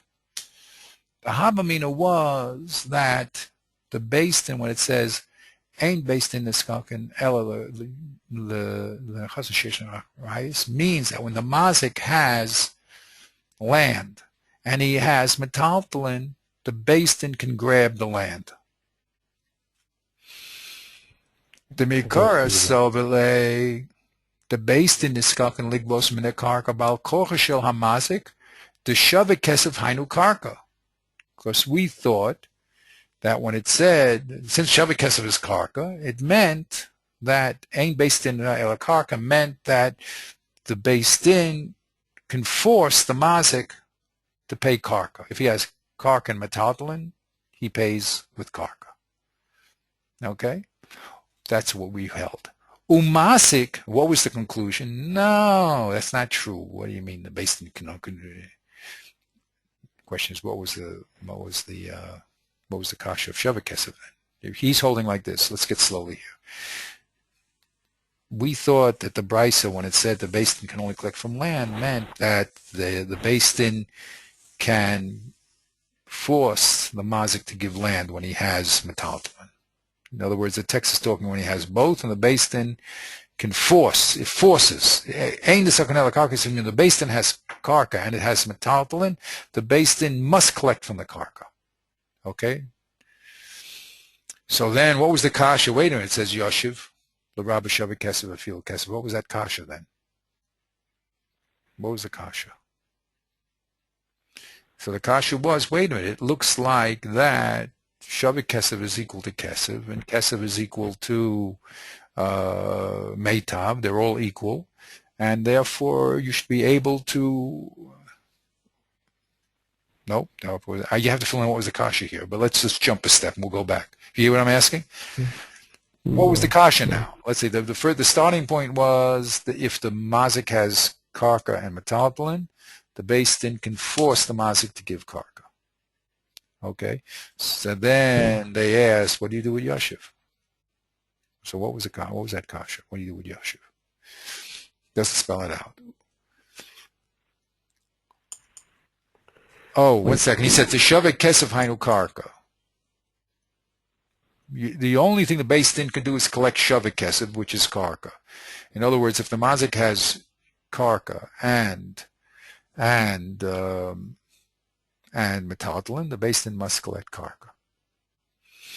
Okay, let's go. So we're going to go over this again. I just want to read it through one time. Umasik, what was the maskan of the Gemara? The base din diskakan ligvos mi hametaltalin bal korcha shel hamazik. The Shavik Kesef Hainu metaltalin. And the conclusion was no, that the base din can collect from metaltalin bal korcha because Shavik Kesef is metaltalin.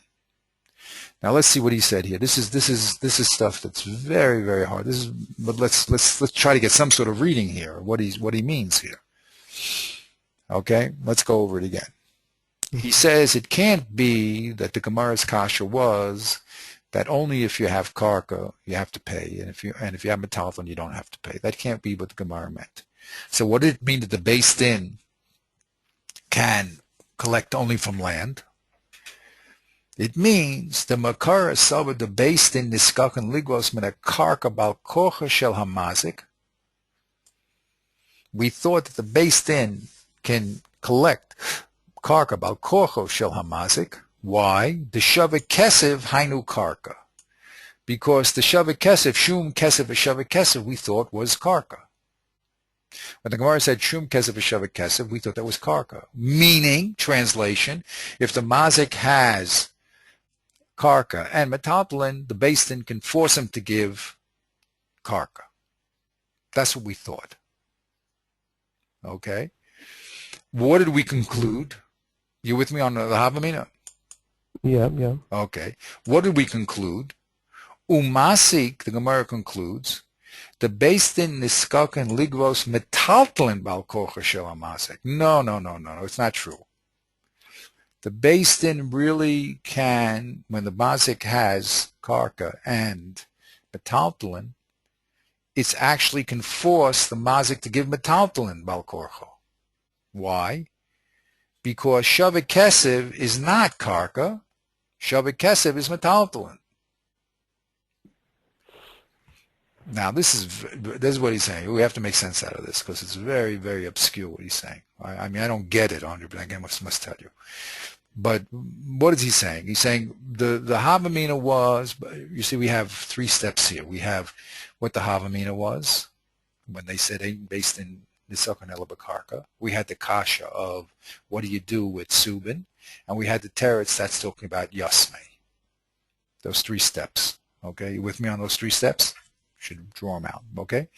The first one was that so he said the first step was that this is how he's learning, that it must mean that we thought that the base din can force the mazik to give karka when he has metaltalin.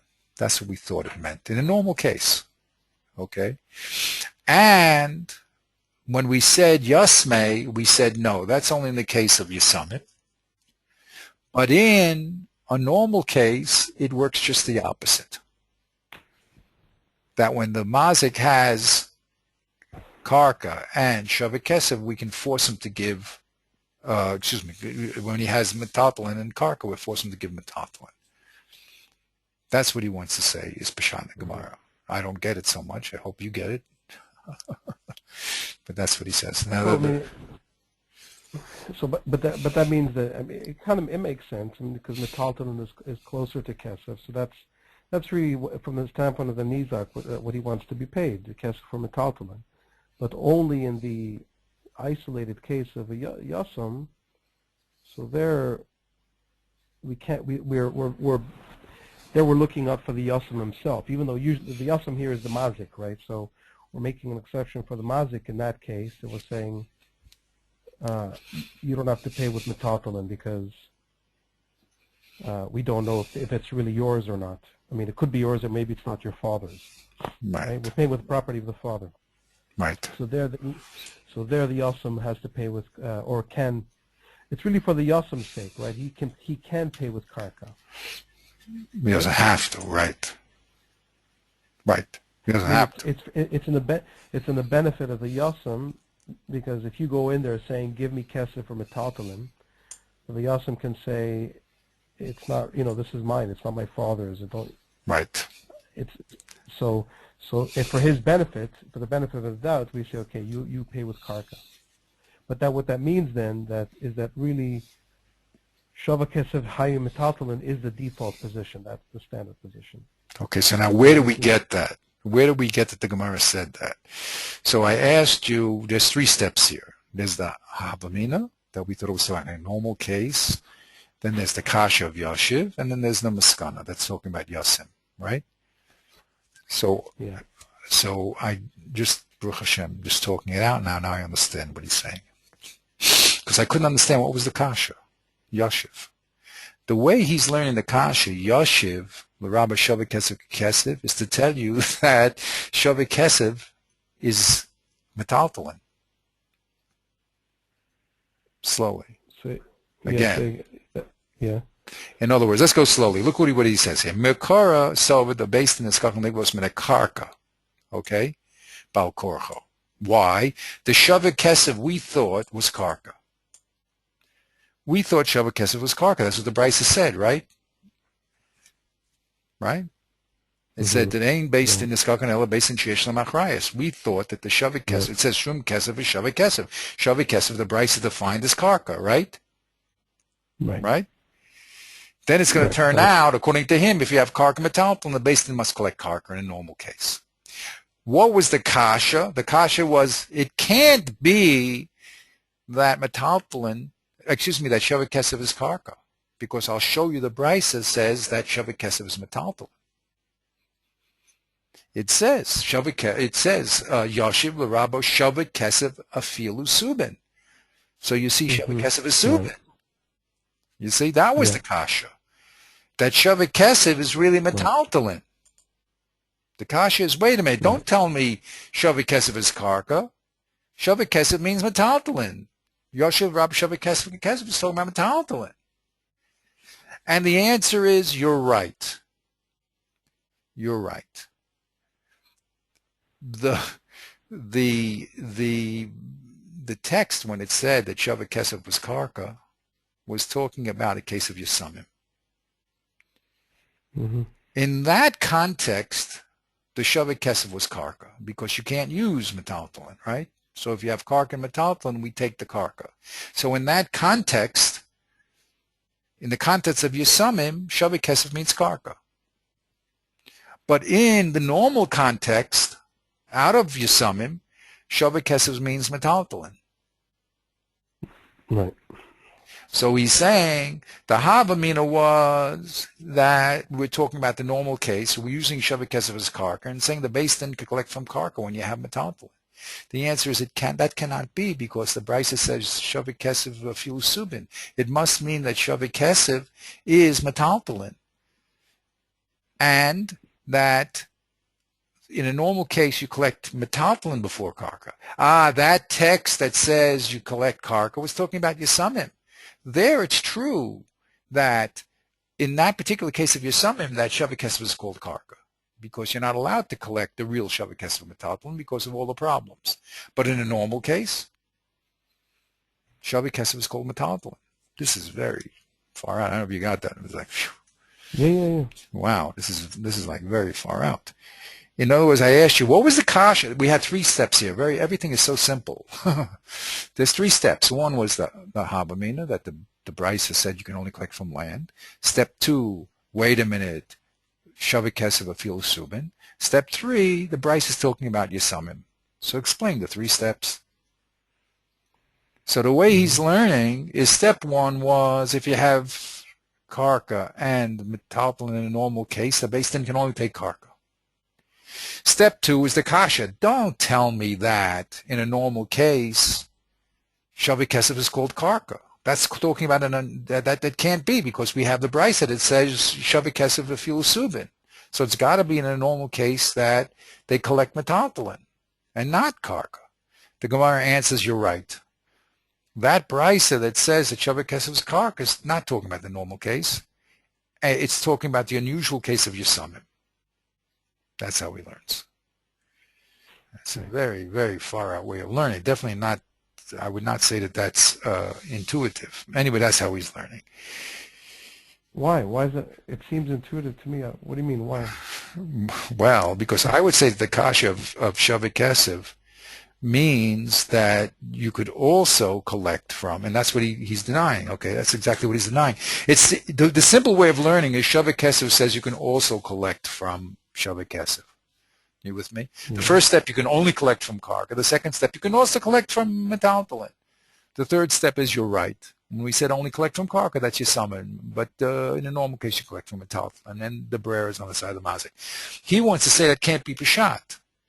It's true. I know Rashi's learning that way. He said, but that can't be peshat, because according to you, the beginning move was you can only collect from karka, and it was a chiddush that you can also collect from metaltalin, correct? We first said the beis din can only collect from karka, and then we had a chiddush of the kasha. Wait a minute, they can all do metaltalin, right? That's how you're learning. You with me? Mm-hmm. He says that can't be that can't be the shakvatar of the Gemara. Why? Because the Gemara. Because the Gemara could not have a havamina that you could only collect from karka in a normal case. That couldn't have been the Gemara could never have started off. In other words, 3 steps of the Gemara, the way you want to learn. You can only collect in land.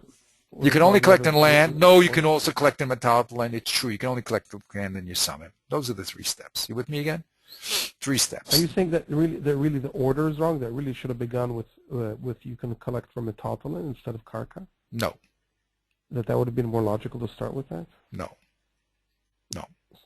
Let's go again. This is very subtle stuff here. I mean, only talking it out with you, I'm starting to understand it a little, because it's very.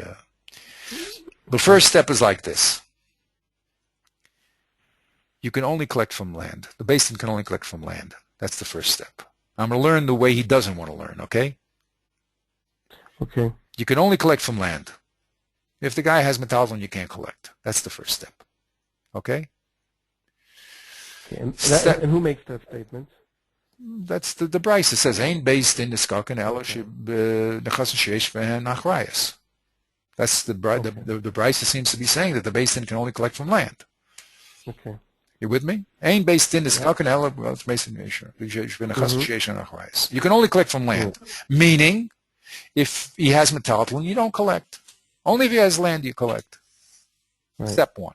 Step 2, how can you tell me that the beis din can only collect from metaltalin? We have a pasuk that says it can collect also from excuse me, how can you, sorry. Step 1, you can only collect from land. Step 2, how can you tell me you can only collect from land? It says yashiv, you can collect from metaltalin also. So you can't tell me you can only collect from land. Step 3, you're right. When we said the beis din can only collect from land, that's talking about yasamim. And the brisa that says you can collect from metaltalin is talking about a normal case. Those are the 3 steps. You with me on those 3 steps? I should write them out. Good. That's how he wants to learn. That's how he says, Rashi, those are the people who want to learn, right? He says it's impossible that could be the Shakla in the Gemara. Why? Why? Because what was your first step? You can only collect from land, right? And if you have no land, you don't collect at all. That was step number one. Right. The Beis Din can only collect from karka. If you don't have land, you don't collect. Even if you have olos metatom, we don't collect from you. That's what you want to say is the first step. He says it can't be. It can't be, first of all, that Why? Why? Because Why? one. Because it's the exception to the rule? No, because it makes no sense. First of all, why should you be putter if from paying in a normal case of the zikin if you just have if you don't have karka and you have metalplan? Why? Does it make sense logically? No, make any sense logically. In a normal case. In a normal, we're talking about a normal case. Step number one is talking about a normal case, and it's saying the Beis Din can only collect of your land. That's a normal case, right? Right. This is where you're saying that the kasha itself has to make sense. In other words, exactly. The kasha can't be stupid. Even a normal, yeah. It's got to be in a normal. You're telling me that the way the Gemara is learning, in a normal case, you can only collect from land. That's what you're telling me. He says that's ridiculous. The Gemara would never have such a. It's like saying that Hashem has a hand. How can the Gemara can't be stupid in a question? It's not like I told you. The questioner is stupid and the answer has the wisdom. Come on. The questioner has to be intelligent. And there's no way to say that that's Peshat in the in Ein Beis Niskakin. There's no way, so don't say it. Hashem has a hand. It says in the pasuk. Come on, there's no way to say a peshat like that. That's not called a kasher v'chacham. It's a fool. You know what I mean?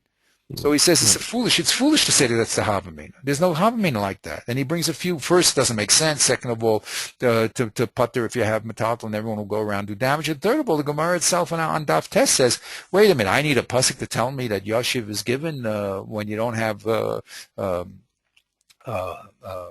and kesef. That's obvious. We know a rule. When a person owes you money, take what you can get. That's a sfer chitzona. I don't need a pasuk to tell me that. The Gemara agrees that you're right. I don't need a pasuk to tell me that if all he has is land, he wouldn't pay. I don't need a pasuk for that. The pasuk is to tell me that I can't force him to sell the metalplan and bring me kesef. That's what the pasuk is for. But we wouldn't need a pasuk to tell me that if a guy has metalplan, you can collect from metalplan.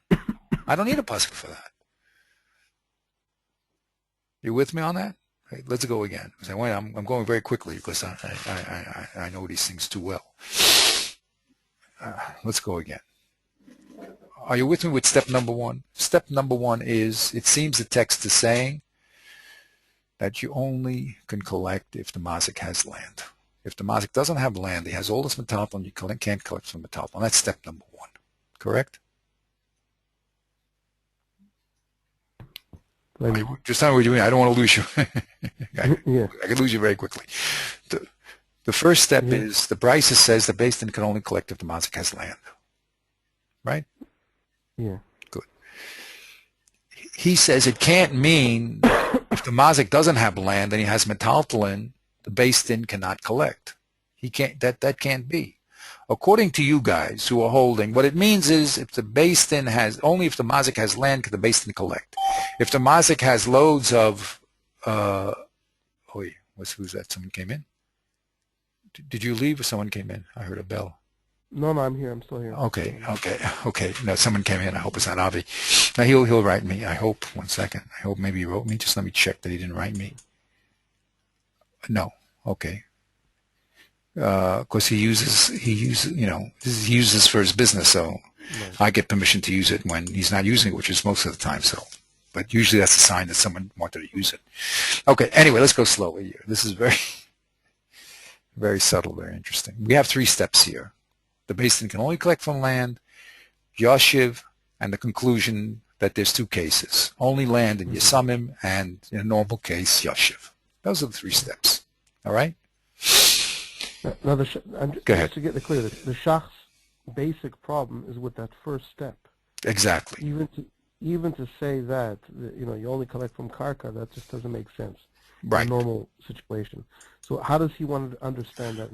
Very good. So therefore, he says what it means is that the Beis Din only when the mazik has karka and metaltalin, the Beis Din only collects from karka. Says that's what the Peshat is. Oh. So when he has both, But in other words, if he does, but if he doesn't have karka, of course they collect from metaltalin. Right. So it's a The chiddush is that the beis din only collects from karka when the mazik has karka and metaltalin. That was the havamina. Right. Okay. Right. Okay. Now we ask. So what was the kasha of Yoshev? Now the second step. Wait a minute. It says Yoshev Rab Sheva Kesef. What was that kasha now? So the way he explains it very subtly is no. The Gemara is saying, wait a minute. Don't you know that don't you know that Sheva Kesef does not mean land exclusively? It means metaltalin.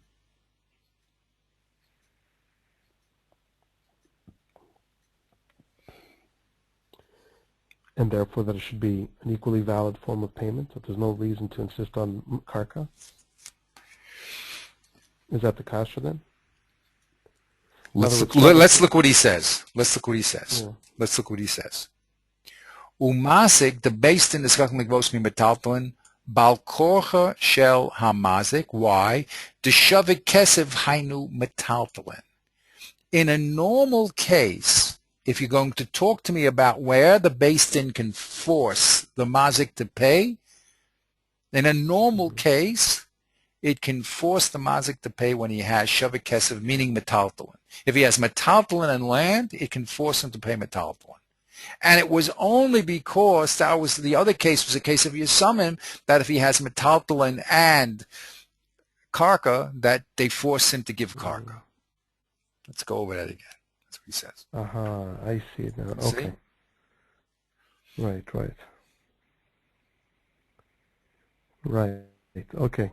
That makes Shava Kesef, that the kasha was, wait a minute, Shava Kesef Kesef. Now I see what you mean about the intelligence of the kasha, right? Because the kasha itself makes more sense now. It's a good kasha to a good question. I mean, it's a good answer to a good kasha. It's not a good answer to a bad kasha. Right. The kasha makes a lot of sense now. When the mazik has karka and metaltalin, the beis din only collects from karka. Right? Well, what's the kasha from? Hey, it says Yoshev. The kasha is that no, when it comes to a normal case, don't you know that Shavik Kesef is not karka, it's metaltalin? Mm-hmm. And therefore, if you have karka and metaltalin, you can force him to give metaltalin? Right. And that case that was saying you can force him to give karka was talking about Yisumim. Right. That's how he's learning. Right. That's how he's learning. Okay, what's the problem with this way of learning? There's a lot of problems. So let's grant him the opening position, which is what the Nachlas David also grants him. There's a whole long piece on that. The opening position is if you have Kesef and you have karka, the beis din can force him to give his karka, right? Very nice. So now we said, but wait a minute, don't you know that metaltalin is called Shavik Kesef? Because it says Yoshev Rab Shavik Kesef. Don't you know in a normal case metaltalin is called Shavik Kesef? Right? Right. So now look at the jump that the Nachlas that the Shach did. So he says, so what the Gemara is saying is, if there's a force, it's not the force to give karka over metaltalin. In a normal case, the force has to give metaltalin over karka. Right. And that's talking about a special case. Comes along a Nachlas David and says, where's the hechrach for that? Where's the hechrach? Why can't it be that the Gemara said, don't you know in a normal case that you can give metaltalin? Equally? You mean can instead of must? Exactly. The Shach is learning must. Well, he's learning must just to make sense of the kasha. It gives the kasha intelligence. Why? No, you're right. The kasha was must, but how do you know that the teres has to be must? Why does a teretz have to be must? The kasha was that you're forced to give karka when you have metaltalin, right? Oh, I So see. we I say, see. okay, that's talking about Yesamim. But in a normal case, you can give Right. either one. Right. You can give either one. Where does the shach get that you're, from the text, that you're forced to give metaltalin when you have karka in a normal case? Mm. Where do you see that? Where does he see that? That's what the Nachlas David now is going to press him. He says, no, you're right. Look, I agree with you that the Havamina is, you can't say the Havamina is that he didn't have, that he didn't, that if he has metaltalin, then he doesn't pay it all. I agree with you. When you have karka and metaltalin, you have to, the base enforces the karka. Very good. But now we said, wait a minute, in a normal case, Shavik Kesef is called metaltalin. And that's an unusual case.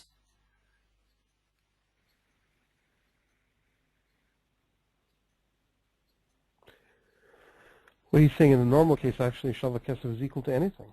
It could be metaltalin. It could Exactly. be That should be the Peshat in the Gemara. How does That's the he normal know case. that in a normal case that Yeah. Shavik Kesef is forced over karka? How does he know that? That's what's bothering the Nachlas David. So the Nachlas David answers. Listen to his answer. This stuff is.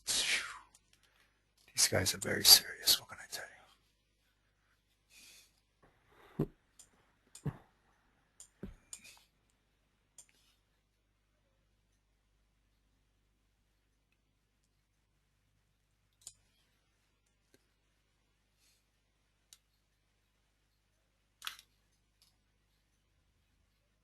One second. Okay, what does he say? He says,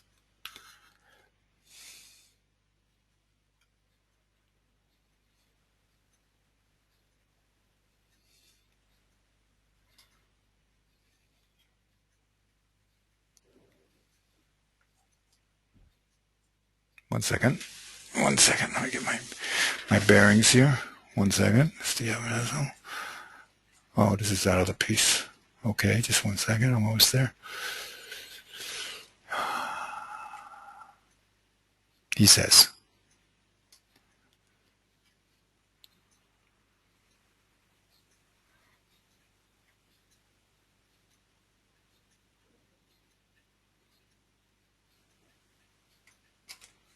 where am I?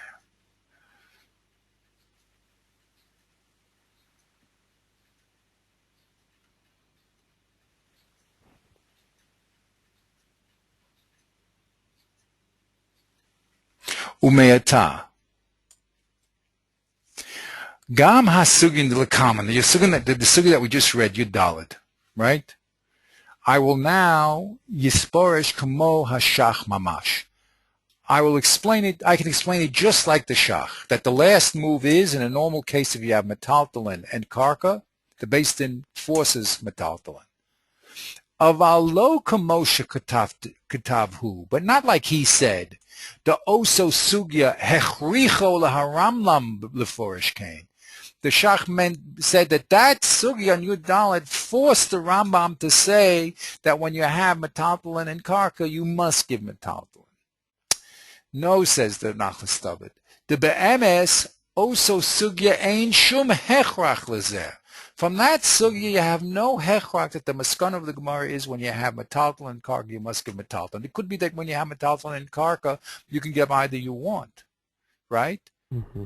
Rak. Why? But how? So it wasn't that Gemara forced the Rambam to come to his conclusion. Rak the hechrach purusho besugya didan mitforish gam hasam kamosh kasav hashach baduk. No, it was our sugya of Rev Papa, our analysis of Rev Papa, which forced the Rambam to say that when you have metaltalin and karka, you must give metaltalin. That's our sugya. Remember our beautiful lemonade picture. That's where the Rambam knew it from. And it was only because he understood it from our sugya that he read the Gemara over there that way. Not because the Gemara is there's no force in the Gemara to say that when you have karka and metaltalin, you must give karka, or you must give metaltalin. No force.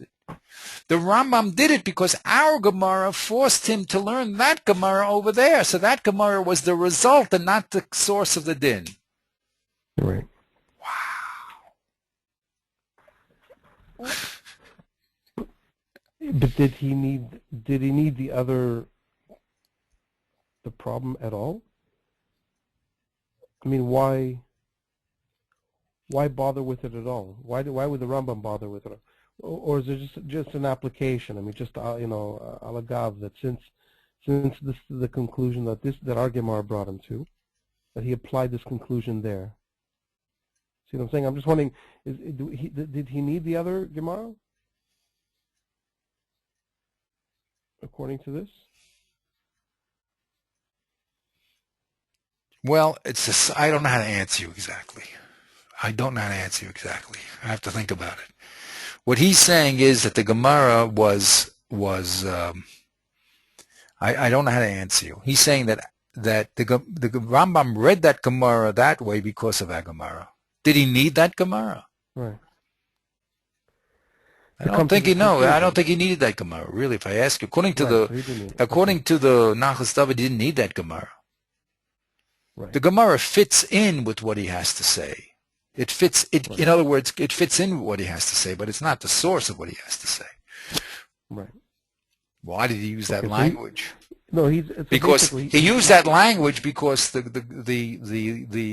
language over there is niskaken. That means that based in must. It's a must. That's what he wants to say. So because it's a must, he understands the peshat there that also in the conclusion it must have been a must. But that's no riot to him.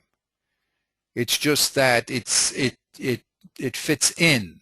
When we say niskaken, it means a must. And that's how he understood peshat over there. Does he need it? I don't think he needs it, according to Nachlas David. He doesn't need it. It works for him, and it helps him to get a must. Niskaken means a must, so it helps him because he wants to say the Beis Din must collect first from metaltalin and then only then the karka, like it says over there. But it's not a raya. Our place is the raya, but the niskaken helps us there. That language of must indicates to us that there's a must over there. And that also the halacha, by the way, is like that. You see, we have another Gemara that says the halacha is a must, but that's not. There's no force though. I don't know. It's a good question. I mean, according to Nachlas David, there's no force to learn that Gemara for the Rambam. It works for the Rambam, and the Rambam will quote it because it's a good language to mean must. And since he learns Gemara, he learns that must works all the way in the Maskana too, that you must give when you have metaltalin and karka. But it's not a raya that's what he wants. The Nachas David wants to fight the Shach. There's no raya. There's no absolute proof from over there. There's two possibilities. When the Gemara's conclusion was when you have metaltalin and karka, you must give metaltalin, or when in a normal case, if you have metaltalin and karka, you give either way. You're not forced into saying that if you have metaltalin and karka, you must. It says it Achas David. But if you already hold it's a must, and that Gemara fits in with your shita, it's like a siyata, like it fits in. It fits in with your idea because it can mean that. You see, it's not that it can mean that. It can mean must. You know what I mean? It can mean must. In other words, again, if you look in context, if you handle that Gemara in context, it means must. But if you look at the Gemara in and of itself, it doesn't mean must. But in context, that's what it means. So if the Rama really holds contextually that it's a must, so that Gemara means must also. Very interesting stuff, no? Yeah, it is. It doesn't mean, but it only there in that Gemara, according to the Nachlas David here. I mean, the Shach put a lot of weight on that must, right? Because he wanted to solve our Gemara by looking there. Exactly. He was convinced that since the Rambam used that word, right, that the word must right, work in a very strong sense in both cases. In other words, in the Yosoimim and in the standard case. right. But the Nachas David then is saying, look, there it doesn't. It only works in the Yosoimim case, really, Right. right? And there it only applies, that strong nizkakin only applies to the Yisrael case. It doesn't really apply to the standard case. But that the Rambam just kept the language, as it were. Right. He borrowed the language and brought it into the standard case. Yeah, because it's clearer. When you say niskakin, it's clearer. Niskakin is a lashon of must, and that's why he wanted to use it. It's interesting. It's interesting because he finds the hechrach here, right? The Nachman Dav is saying that the Rambam is finding the hechrach, the word, the force behind this nizkakin. He's not finding it in the Gemara. He's finding it here in our Gemara. Exactly. But here, you got to be the Rambam to see it. Right. Yeah. Yeah. Here, you don't see that. You don't see it because everyone else is learning Reb Papa as a straight line. I mean, the Rashi, the Rif, the Tosfos. You got to do a very deep analysis to come out with the Rambam Shita here. Now he forces it through his, through the eye candy. I mean, he definitely forces it, but you got to be a Rambam to see it.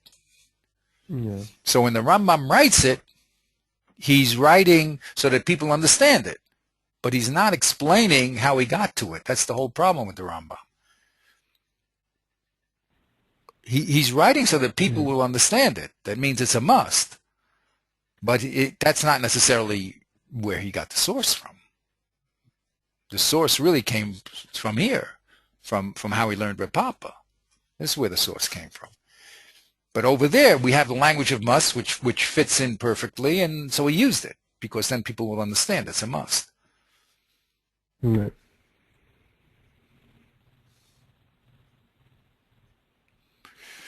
Wow. I tell you, this is very, very deep stuff.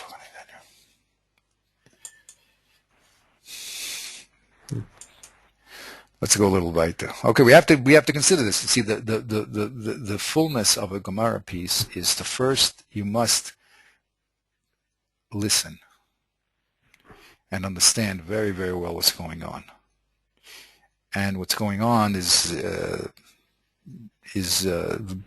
expressed in a very short and brief way, and you got to be there because they're, like I told you, like in an advanced calculus class, and there's a lot of premises. You got to be very subtle in the sense what's going on. But the last step is called evaluation, which is to go back, and after you know what's saying, then to go through a real evaluation and to see, okay, this is what he said. What are the strong points? In other words, critical analysis is the last step. Okay, but we're having, just to understand what they're saying already is a mila, is a big level. But really the last step is if you know it real well, then you can give a proper critique.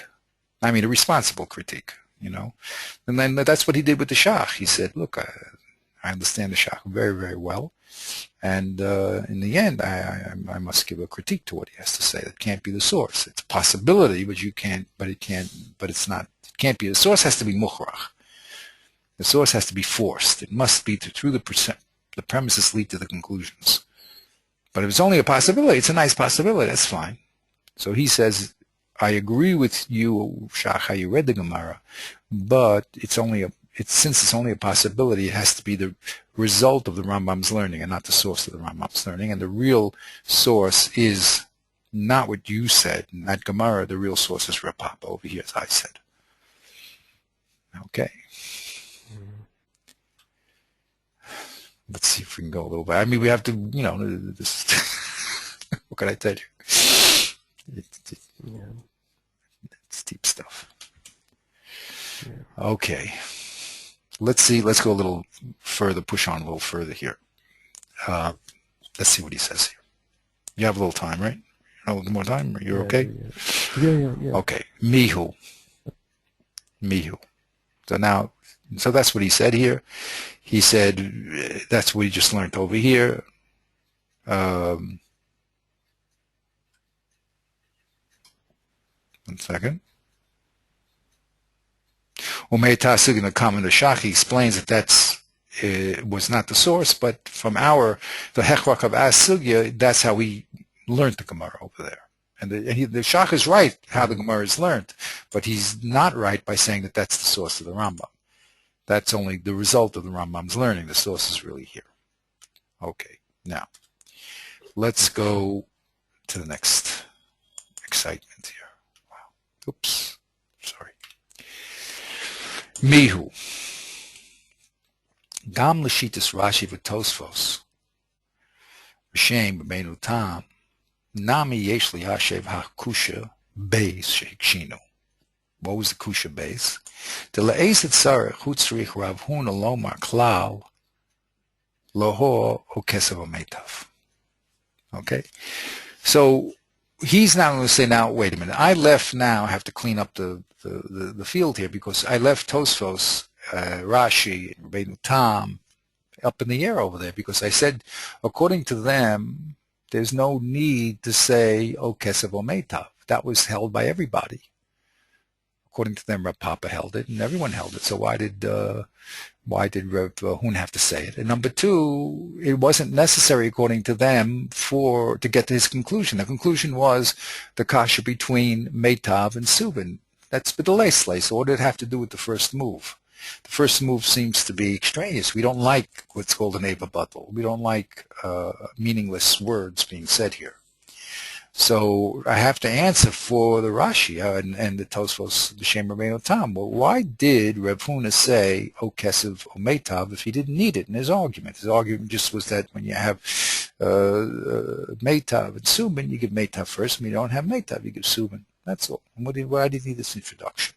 According to me, it was important because Reb Huna disagreed with Abaya and got out of Abaya's kasha. Well, he got into another kasha, but he got rid of Abaya's kasha. Of course, he held that was Kesef was greater than Meitav. But according to the other people, there was no chiddush in saying it. So he says, I have to answer that, according to them. Why did Rav Huna say, O Kesef O Meitav? V'gam ma she'omar v'gamara hainu de Rav Huna ho kula alma silvercade v'leisman the palagal said. According to them, why did they say, oh, Ravasi said what Rav Huna said? He didn't only say what Rav Huna said. Everybody agrees with that, according to you guys. According to me, he said what Rav Huna said, and he didn't say what Abaya said. That was fantastic. That's the Rambam and the Ramah. According to you, Abaya also holds that Kesef and Meitav are equal. So what do you mean? He said he holds like Rav Huna. He holds like everybody. Right? You hear? Mm-hmm. Yeah. He says, so now how are you going to answer? We have a meaningful statement being said here by Rav Huna. So he says, no, the Zayin no kasha. It's not a kasha. They'll answer you. Why? The Mishum the Rav Huna, boy lechadshe, the Rabui, the Yoshiv, Aseb, the Leisle, and I put Meitav. I don't know if that's Meitav or Kesef, we'll see. Okay. Since Kesef or Meitav, I don't know which one it is. What was the chiddush of Rav Huna? Actually, that Yoshiv actually, it's correct now. His chiddush in the end, Rav Nachman said to him, well, what do you do with Yoshiv? He says, that's for the Leslie. The Leslie what?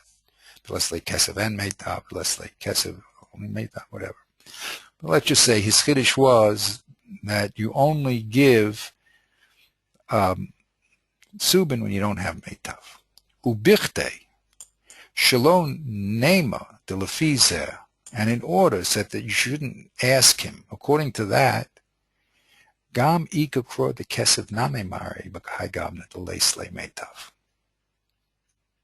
If you're going to tell me, look, my chiddush is, and that's why it's correct. Let's say I have Meitav and Subin, correct? So what would Rev Huna tell you have to give? Meitav, right? Mm-hmm. Good? Yeah. So now, if he would have said that right away, you would have said, wait a minute. If you have to give Subin when you don't have Meitav, and Kesef is equal to Subin, then Kesef also has to be given when you don't have Meitav.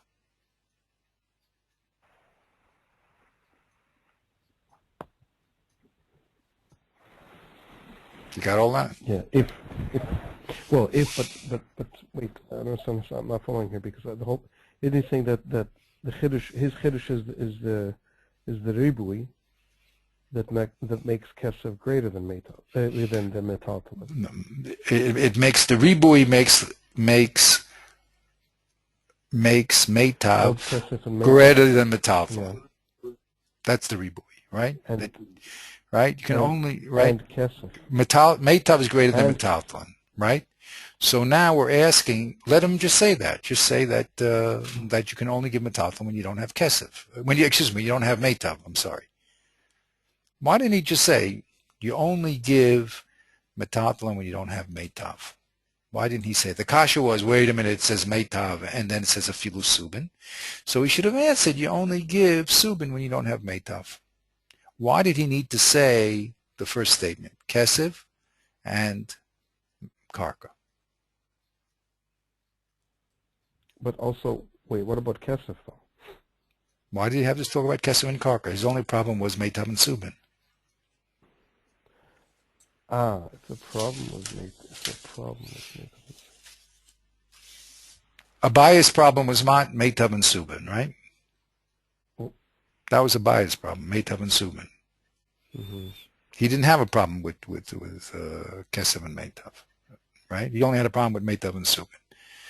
Mm-hmm. So Rav Huna had the same problem, meitav and subin. He should have said very simple, you give subin when you don't have meitav. Why did he need kesef? Why do you need to say kesef and meitav for? It's unnecessary. The only problem was meitav and subin. Say you give subin when you don't have meitav. Why do you have to talk about kesef is equal to subin? Kesef is equal to meitav. That's his kasha. I'll say it again. Wow. In other words, but what would he have relied on? He would have, in other words, he should have relied on just svara chitzayna that karka is better than subin. Yeah. Is that what he's saying? He just relied on the common sense. Common sense. Everyone knows that karka is better than subin, and therefore, if you ask me the conflict between karka and subin, I tell you that of course you give subin when you don't have meitav.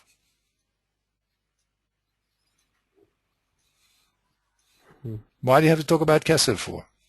Kesef equals meitav. What does that have to do with anything? It says in Achazav, everybody, according to you, Rashi, Rabbeinu Tam, Rush, all you guys, everybody holds that kesef is equal to subin, right? That was never, that kesef is equal to meitav. Everybody holds that. According to you. Everybody. Even Abaya and Papa, they all hold that. The only chiddush was the relationship of meitav and subin. That was the contradiction.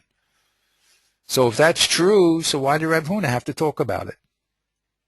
You should have just said, meitav and subin, that's your problem? You give subin when you don't have meitav.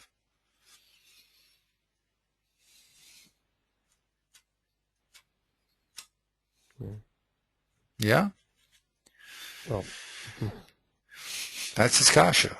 According to me, says Anachos David, it was very important to say kesef and meitav because Rav Papa disagreed with that. And Baya disagreed with that. They all disagreed with that. They hold that kesef was greater. So he had a very important step to say. But according to Rashi and all those other people, everybody holds that you can give kesef or meitav. So what was the chiddush of saying it for? Why do you have to say it? The only problem was meitav and subin. Okay, so answer why meitav, how meitav and subin works. Well, what do you have to give me this introduction of kesef and meitav?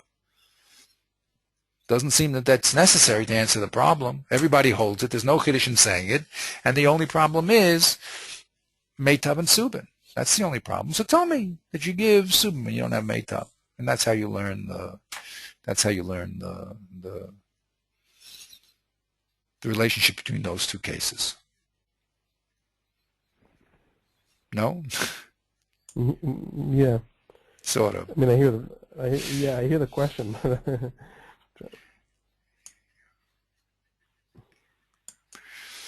He says, "Eizet sarich Rav Huna lo maklal o kesef meitav." Right? Gama shomagar hainu de Rav Huna. Why Rav Huna? Everybody holds that, according to you, that kesef is equal to meitav. So why need that as introduction? Why? So he says that's no kasha. Why? The mishum de Rav Huna boy lechidshu de rubui de yashiv asib de leislei meitav. Since the whole chiddush, you're right. The chiddush of Rav Huna is that if you have meitav and subin, you must give meitav, right? That's his chiddush, right? That's his chiddush. Yeah. If you have meitav and subin, you must give meitav, correct? Okay. Right? That's his chiddush. Yeah.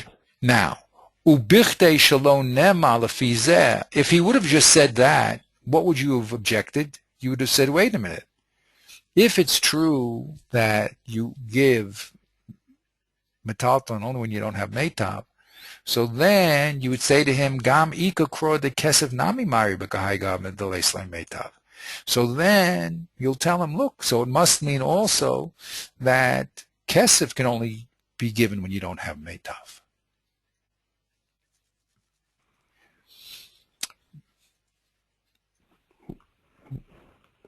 I'm going to go over this. Bikte lahashvos kesef and sum really yashiv kamohu b'kol duchte. Again. What's just a word thing? What does Myre mean? Teaches, or it shows us, or indicates. I don't know a good English word for it. It comes from the word to show.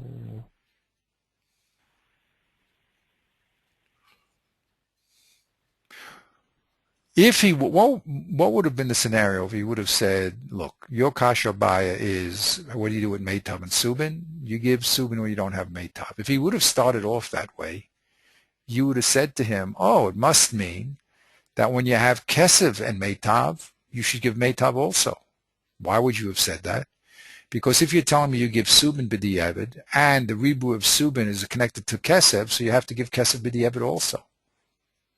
Mm.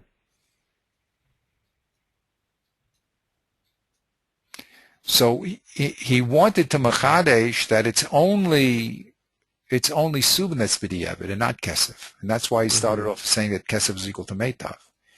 Mm-hmm. If he would have started off saying that you give subin b'diavad from meitav, then you would have said, oh, so you mean you give kesef also b'diavad since it's equal? Mm-hmm.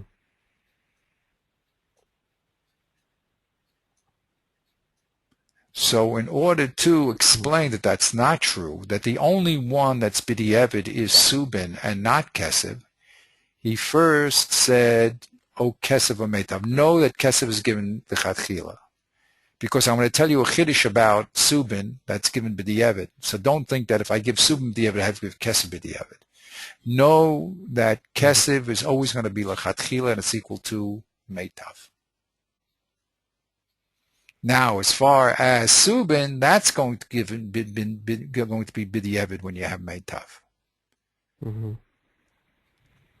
So, why did he start talking about kesef? Because if he would have started talking about subin first, you would have said, wait a minute, if subin is given b'diavad, then it must be kesef is given b'diavad. Mm-hmm. Yeah. So he wants to tell you, no, don't. Let's get something straight. The odd man out over here is going to be subin, not kesef, not kesef. Right.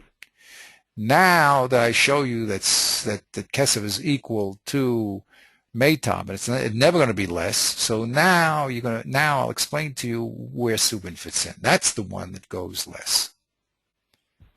That's what he says. Wow. Ubichte shelo nema lefi zeh. Let's read it again. Okay, the question is, why do you have to say, oh, kesef or meitav? Okay, so he says, no problem. The mishum de Rav Huna boy lechadshe the ribui de yashiv asib de leislei meitav. Since his real end goal was to explain that the ribui of yashiv is only when you don't have meitav, not meitav, not kesef, when you don't have meitav.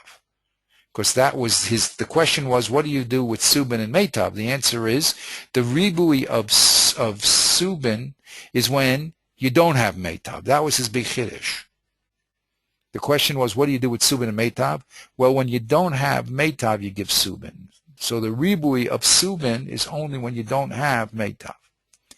Ubichte shelo nema lefi zeh. They'll say, wait a minute. According to you, then, it'll turn out if I give subin when I don't have meitav, then it'll turn out Gam Ika Kro de Kesef Nami Maire is talking about Bakahai Gavna Delesle Metab. So it must mean, according to you, that Kesef also is given when you don't have Meitav. If you're telling me Shavik Kesef is given when you don't have Meitav, well, why? Bichtei lahashvos Kesef Asubin l'ribu di Yashiv. Why? Because there's a ribui of between Kesef and Yashiv, which means they're equal. If you're going to tell me one part of it, the Yashiv is given when you don't have Meitav, it should be that the Kesef also should be given when you don't have Meitav. Okay? Just like it's in everywhere. The ribui shava in most places, the ribui shava lahadavam aforsh b'kasev.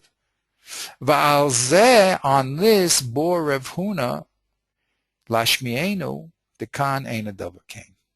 So Rev Huna is trying to explain to us that it's not true here. That what? The kesef hamaforish because of who hashava lemeitav. The kesef that's written mafarish in the pasuk is equal to the meitav. Varak haribui of shava kesef is given when you don't have meitav. Now, this means that he's not bringing in. This is different from the reading we've had. This is Rashi's reading. He's saying, right? Yes. He's now reading Rashi. Why? Rashi in the first place. Right. Okay. So the main difference between this and the way he was reading the Rambam, the way the Rambam was reading Rav Huna, is that there, when Kesef was introduced, when O Kesef O Meitav was introduced, it was specifically in order to answer the question about Subin. Like that was the end goal, and it was a necessary means to get to that goal, to that explanation. Now here he's saying we don't need it. We don't need this middle stop to get to that goal. We can get there directly. Right. And it's only as a separate issue, namely an issue about Kesef, that Rav Huna introduced this equation of O Kesef Meitav. Right.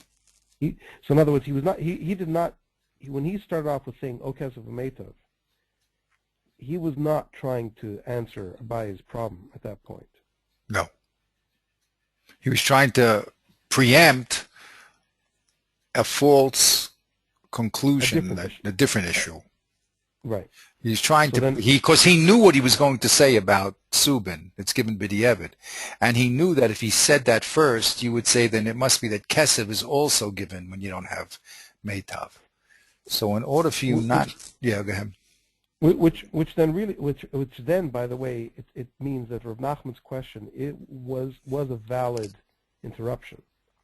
It no longer made his interruption...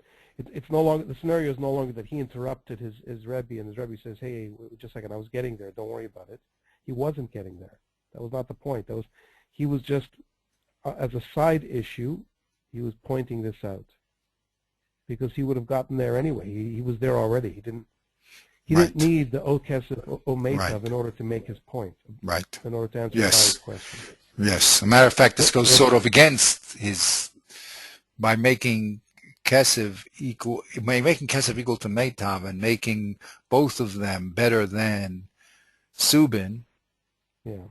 So that doesn't help his point, because really, if Kesef is equal to Meitav, so then Subin should be equal to Meitav too. So it's not going to help his point saying, oh, Kesef and Meitav. That's not going to help him get to the conclusion that you only give Subin when you don't have Meitav. It's not going to help him. It's going to put him in a worse situation. But he needed to say it because you would misunderstand his chiddush, and you would say, look, just like Subin is given when you don't have Meitav, so Kesef is given also. So in order to be clear that what he's going to say was only that Subin is the odd man out, he first talked about Kesef.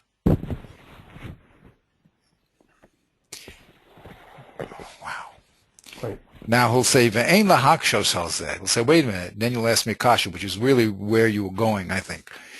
Im kain ipcha habilei l'Rav Huna lomar. Shouldn't it be upside down? He first should have said, the shinui, the yashiv ma'ir b'delei slay meitav, right? And then he should have said, and if you ask me about Kesef, it's not equal to Shavik Kesef, but it's equal to Meitav. Why didn't he present his class that way? Right? According to you, the first move is only a result of the second move. Because you might get a wrong idea. Once he tells you the second move that Meitav is less, then you'll say Kesef is less too.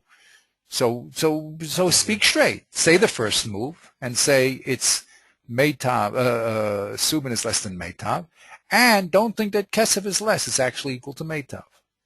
That's what he should have said, right? That's the kasha you're going to ask him. It seems why start with a statement that's an answer to a kasha before you even brought up the kasha? The kasha only starts when you say that Subin is B'diavad, right? So why talk about something that you really didn't explain yet? That's his kasha on himself. You hear the kasha? It also, again, it means that I mean, this in a way, this is the kasha that Nachman is asking. He's saying, why he's asking his teacher, why are you digressing before you've even made your point? You're starting with a digression. Exactly. You're starting with a digression. Who cares about the? We're not talking about that. Right. It's not a biased question. It's not a biased question. Exactly. That question is Yoshev. That question is not Kesef and Subin. That question is Yoshev. Right. So you're answering a question that no one had a problem with. Oh, it's a problem because once I tell you the answer of Yoshev, then you'll say it's a problem. So now you turned everything upside down. First tell me the teretz, and then tell me now the consequent of this will be this kasha. That talk normally. What are you talking upside down for? That's the kasha that the Nachas David has on himself. Wow.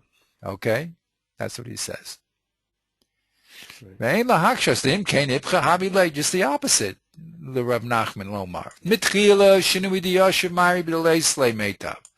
And afterward he would have said, but don't think that Kesef is also less. It's equal to Meitav. He says, Ze'eno. Wow. This is not.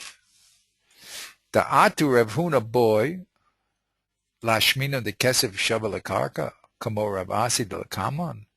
Or Ika Rabusa de Rav Huna hu Lashminan, She'enu Yochel Salko Besubin, Hecha de Islay Subin.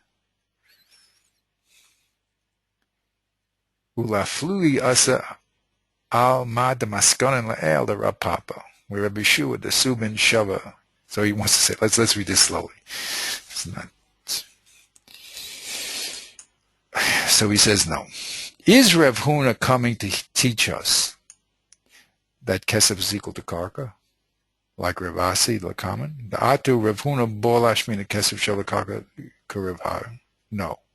That's not going to be his Chiddush. His Chiddush is not that Kesef is equal to Karka. That's not his Chiddush. Not his Chiddush at all. His Chiddush is that you give Subin when you don't have Meitav. Right? So he's not even interested that Kesef is equal to Karka. Right?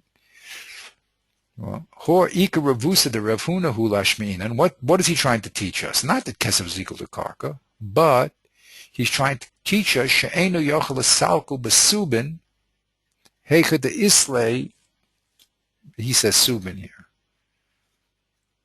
I think it means Meitav or Kesef, but we have to work it out. What's his Ika Kasha is that you can't use Subin when you have Meitav or Kesef. That's his Ika Kasha. I think that Subin is wrong. Okay? What's his real kasha? His kasha is that the mazik can't give subin when you have meitav akarka.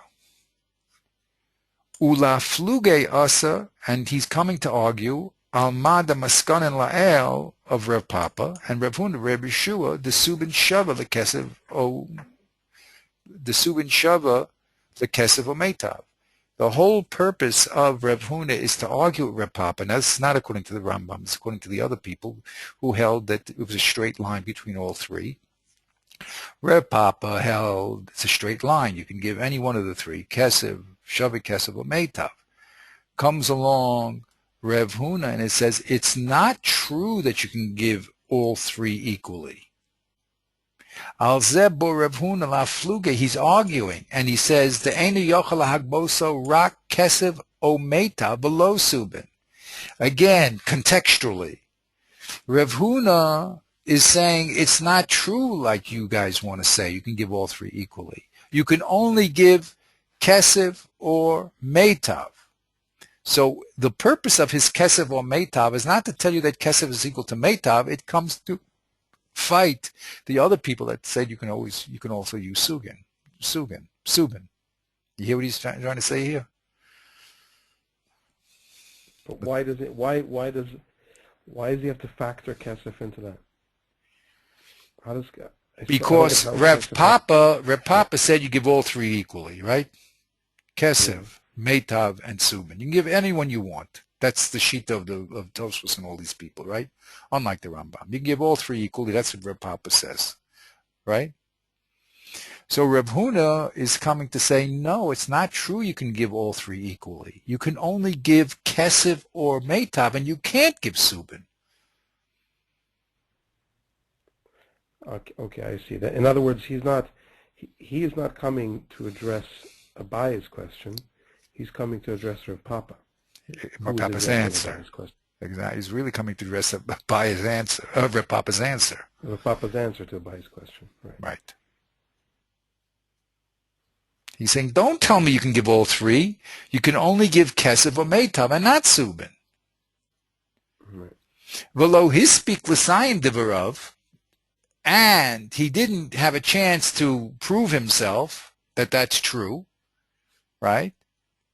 Mm-hmm. Until he was interrupted by Rav Nachman, because Rav Nachman didn't understand it. Rav Nachman thought that he was saying, "Oh, Kesef or Meitav legufe." In other words, he was saying that Kesef is equal to Meitav. That's what Rav Nachman thought.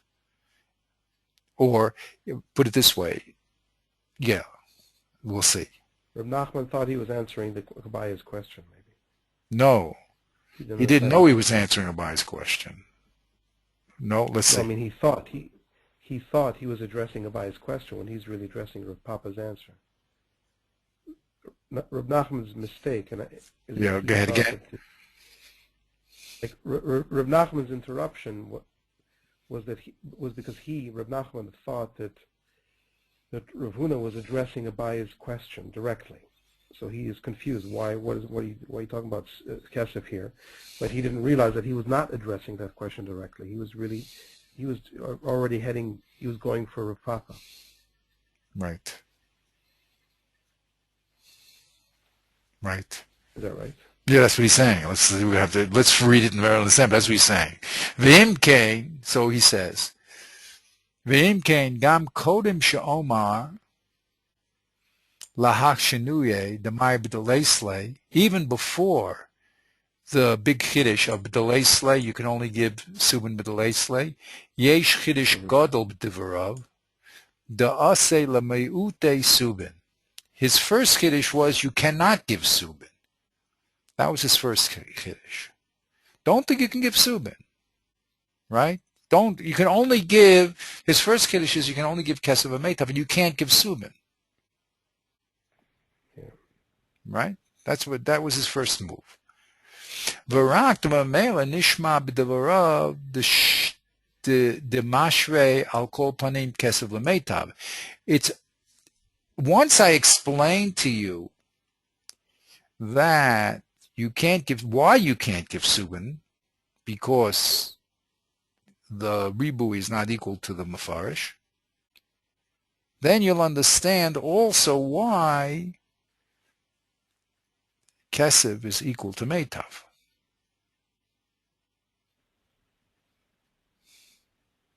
Let's go over this. This is like, this is deep thought here. Let's go again.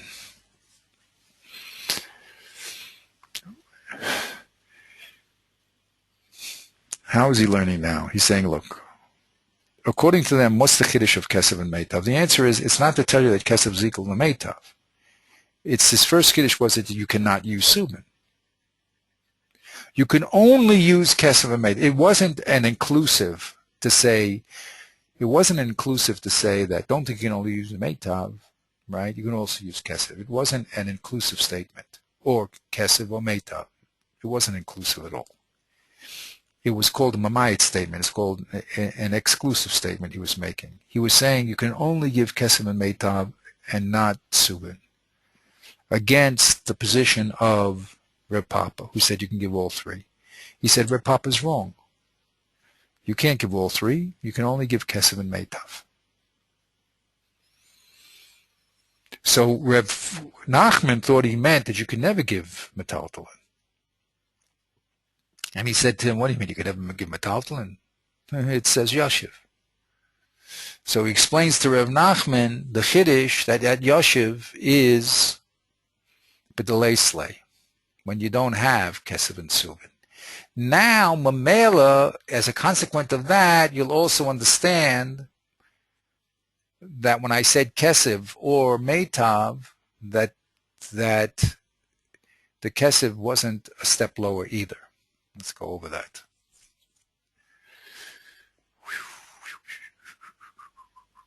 Yeah, because how is that different from the starting point, right?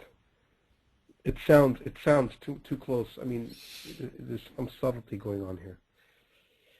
It's starting to sound again like he's like the issue of kesef is by the way. It's some corollary that's being addressed by the way, where the real issue is really subin versus karka. But how is it? Because I thought the point was to make it more, where the issue of kesef somehow more central, and here again it's falling on the. Okay, let's see if we can repeat this stuff. We have to go over it again. What was his kasha? His kasha was really, according to his shita, really Rav Huna should have said, you give subin when you don't have meitav, right? And if you ask me about kesef, because that's equal to subin, that should also be given when you don't have meitav, I'll tell you it's not true, that kesef is equal to meitav. That's how it should have been presented, right? Right. And it's not presented that way. It's presented with first kesef or meitav, and then it goes on to explain that yashiv is given b'diavad.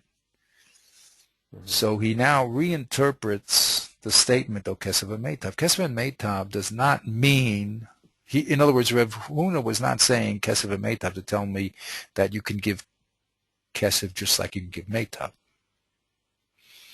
That wasn't his chiddush. His chiddush was you cannot give subin. You can only give kesef and meitav and not subin. That was his chiddush.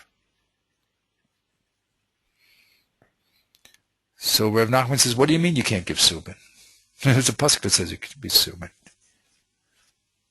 So then he explained to Rav Nachman that pasuk is called b'diavad, and now you can understand also, but mamela, that kesef is equal to, when I said kesef was equal to subin, that b'diavad status of b'delesle is only with subin and not with kesef. So I started off talking about the function of my statement was to attack Rav Papa, that you don't give subin. Rav Nachman said, what do you mean? It was an open pasuk. So I said to you, no, that pasuk is talking about the lesle. And now you'll understand also that mamela is a consequent. It's just a consequent. My original statement was not to tell you this, but now you'll understand now how I answered subin, why kesef is equal to meitav. But that's only a consequent. So really I had to talk about kesef and meitav, not to say that kesef is equal to meitav, because that was only a consequent of the subin being b'diavad, so it should have been really mentioned second. So I have to tell you, my original statement was to say you can only give kesef and meitav and not subin. That's all. That was my original statement. Don't think you can give subin. Reb Nachman thought it meant don't give subin afilu b'diavad. He says that's true. Of course you can give subin. I mean, no. Reb Nachman said, what do you mean you can't give subin? You can give subin. The pasuk says you can give subin. It says yashiv. So he says that's b'delesle. The subin part is b'delesle. When I said that you can't give subin, I didn't mean you can never give subin. It's only b'delesle. You'll ask me now, how come I said you can give kesef or soup? And that you'll understand, Mamela, that the ribui was less than the mafarish, and the mafarish is kesef, and that's equal to meitav, and the ribui is less than the mafarish. But it comes back to the original problem of what's the point of mentioning kesef. Exactly.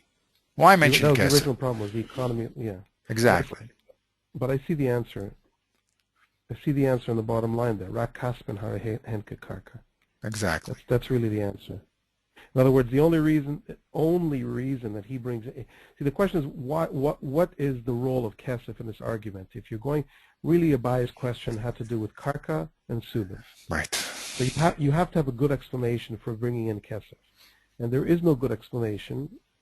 If in fact ultimately the only thing you want to explain is karka and subin, then you have to show somehow that kesef is instrumental, which is how we're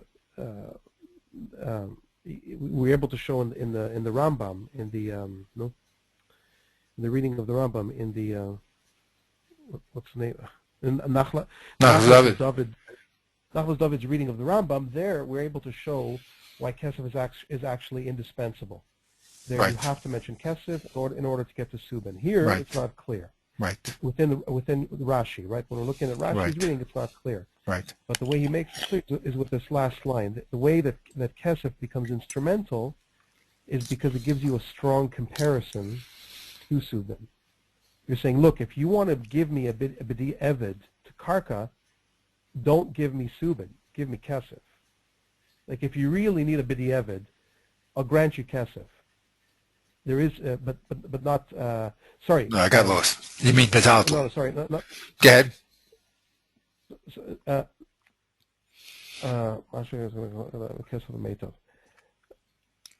He's saying that in order to explain he's trying to explain the bedelay slay, right? So he says in order to explain that bedelay slay, he needs to factor in kesef as the closest thing to karka. Not really. What he's doing is like this. He's saying, look, really, let's go again. Really, he should have said that the real problem on the floor is meitav and subin. He should have just said you give subin when you don't have meitav. B'diavad, right? That's all he should have said, right? Then, if you were to ask him, wait a minute, if subin is b'diavad, so kesef should be b'diavad too, because it's a ribui and it's an equality, right? And then he should have said, no, it's not true, that really there's a split. It's only subin that's b'diavad, but kesef is equal to meitav. That's how Rav Huna should have presented his argument. First, say the Ika Chiddush, which is the difference between kesef and subin. And then, once you say that subin is less than kesef, make the Ika Chiddush, that meitav, getting late. Again, say the Ika Chiddush that subin is less than meitav. Then clean up your problem now, because you're going to say, wait a minute, if subin is less than meitav, and kesef, which is equal to subin, should be less than meitav too. And the answer you should have said is, no, it's not true, that subin is really mafarish, and that's equal to meitav, and subin is only a ribu, and it's less. That's how he should have presented the argument, right? First things first, talk about your Ika Chiddush, subin is less than meitav, then get to the problem with kesef, and explain it, right? So his answer is that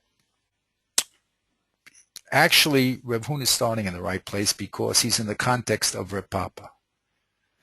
Reb Papa said you can use all three. That's how he answered. He said when it came to subin, it's equal to meitav karka, it's equal to kesef. All three are equal. Came along, Rav Huna said it's not true. It's not true. The only two things that you can use is kesef and meitav. You cannot use subin like Reb Papa said.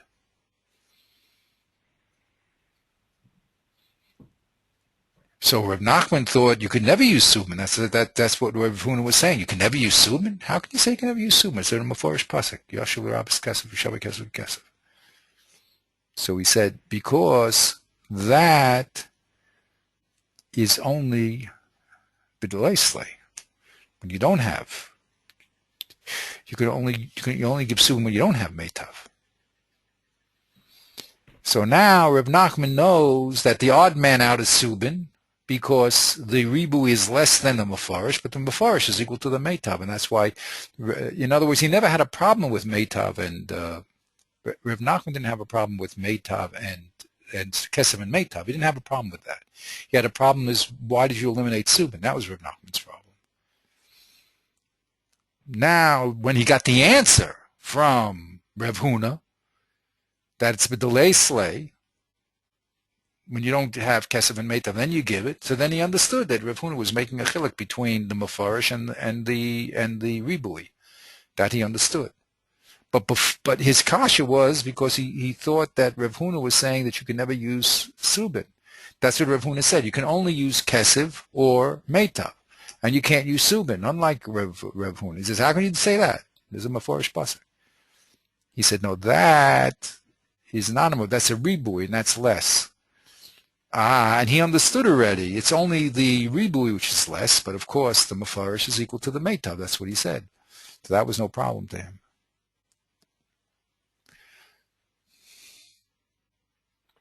There's only one. There's one thing that's bothering me here, and that's why I'm trying. Maybe I'm squeezing, dry lemons here. But it seems like one of the key problem here is to find why Kesef is instrumental in this argument. He needs to bring in Kesef. That's the problem. Is that Kesef is either going to be an afterthought, which is, it's fine, it's good as an afterthought too, but then it's not really addressing the main issue. No, if it's an afterthought, it's in the wrong order. If it's an afterthought, Kesef, it's in the wrong order. So he has to show how that statement could be a lechatchila statement. How could that statement be a lechatchila statement? Right. So what I'm just reading it backwards from this last line. Rakaspim harekikaka hahin kikaka. So in other words, it seems to me that he's saying that in order to establish the b'diavad position of Subin, which is what we want to establish here, that the way he does it, he brings in Kesef as a kind of crowbar to do that for him. He says, I understand that you need to put Subin after Karka, and the way I'm going to do it is by I'm telling you that if you really need to compare something with Karka, you want to put something on par with Karka, it will only be Kesef, and therefore Subin will be knocked down to a b'diavad position. Well, what was his original statement, though? What was the meaning of his original statement? Was it a result of how he learned Subin, or not? No, that's what's on the floor.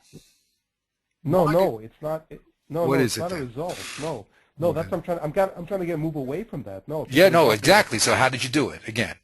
Well, so I'm saying. I mean, I don't know. It's kind of cheap though. Maybe it's not so. It's saying.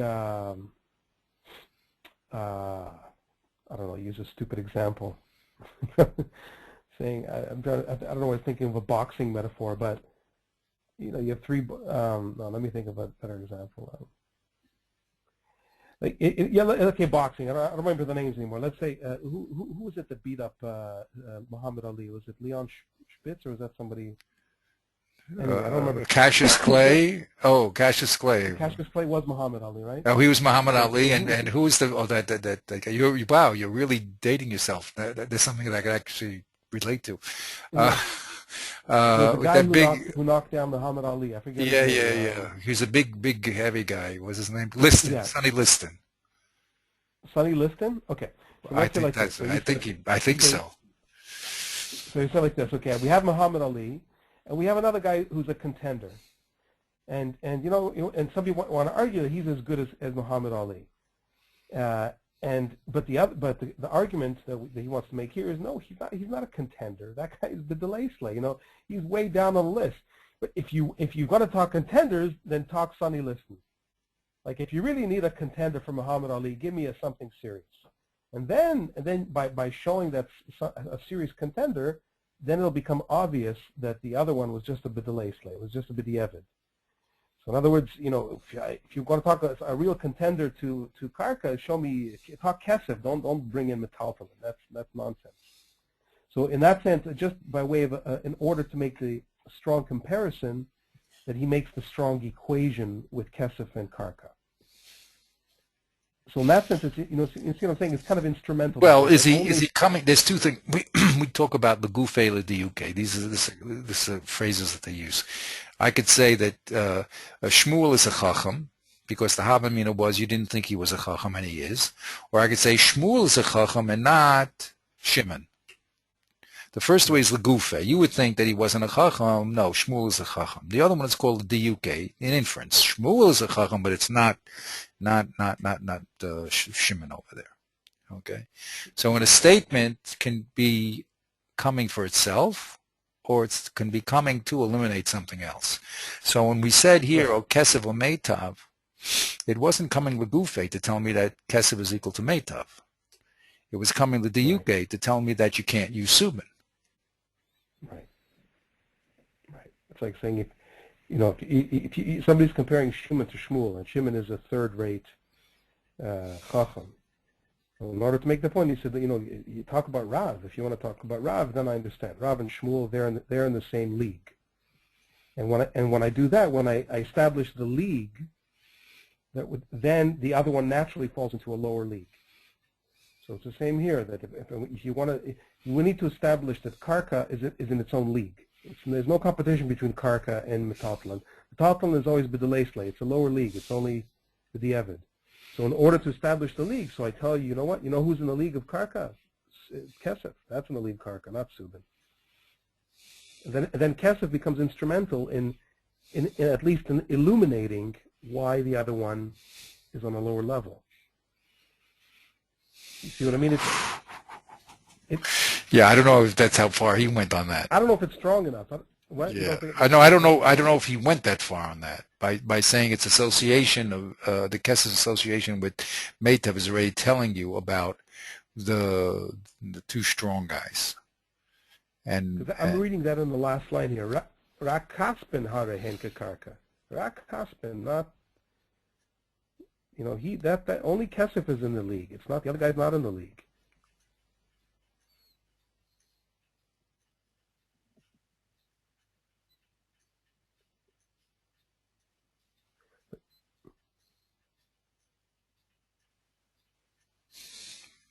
Let's read it again. So he says, let's read it again. Okay. According to me, what did he say? The real problem is that once I put subin below meitav, then I should put kesef below meitav too.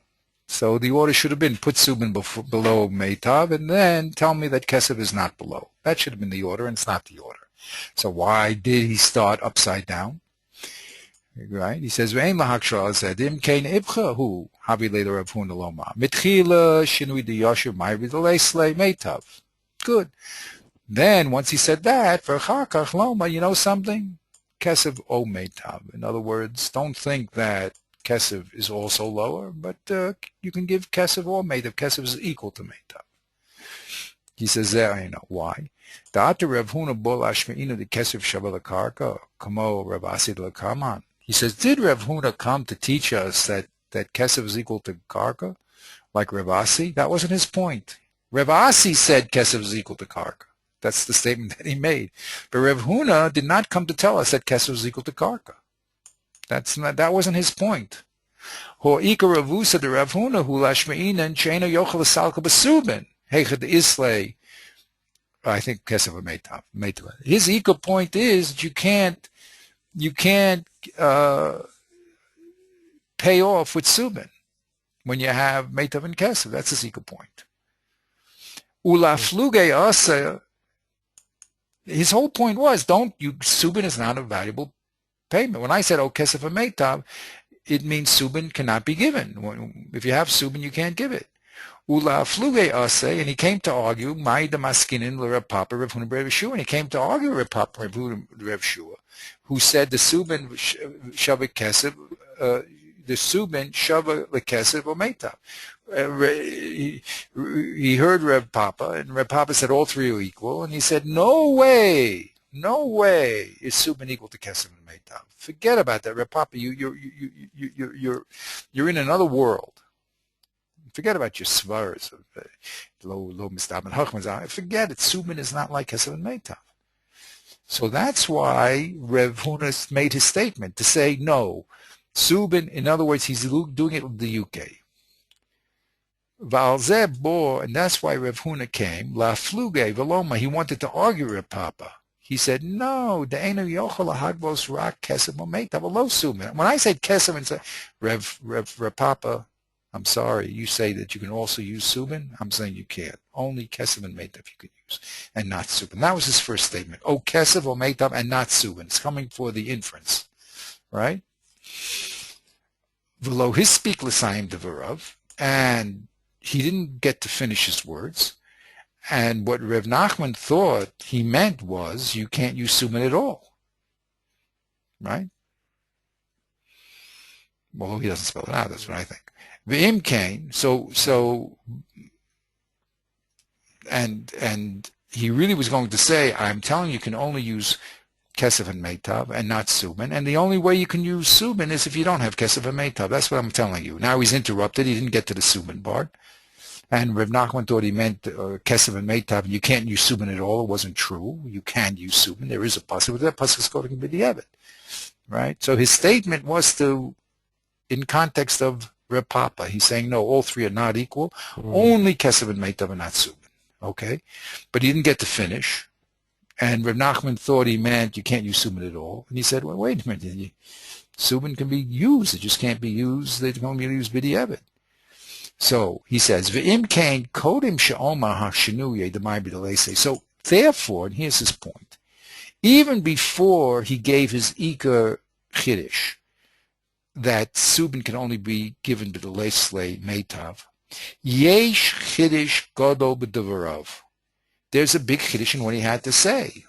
What was his Chiddush? Da'asa lemiyute subin. When he said, "O kesef meitav," his Chiddush was you cannot give subin. That was the Chiddush. Mm-hmm. That was his Chiddush. He wasn't saying that kesef is equal to meitav. That wasn't his Chiddush when he said, "Oh, kesef or meitav." He was saying not subin.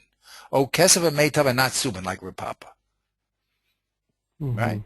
Then he was asked by Reb Nachman, "What do you do? Subin is in the pasuk." He said, "That's b'diavad." V'rak the mamela nishma midivarav, and it's only as a consequence of how he answered Reb Nachman that you give subin when b'delesle.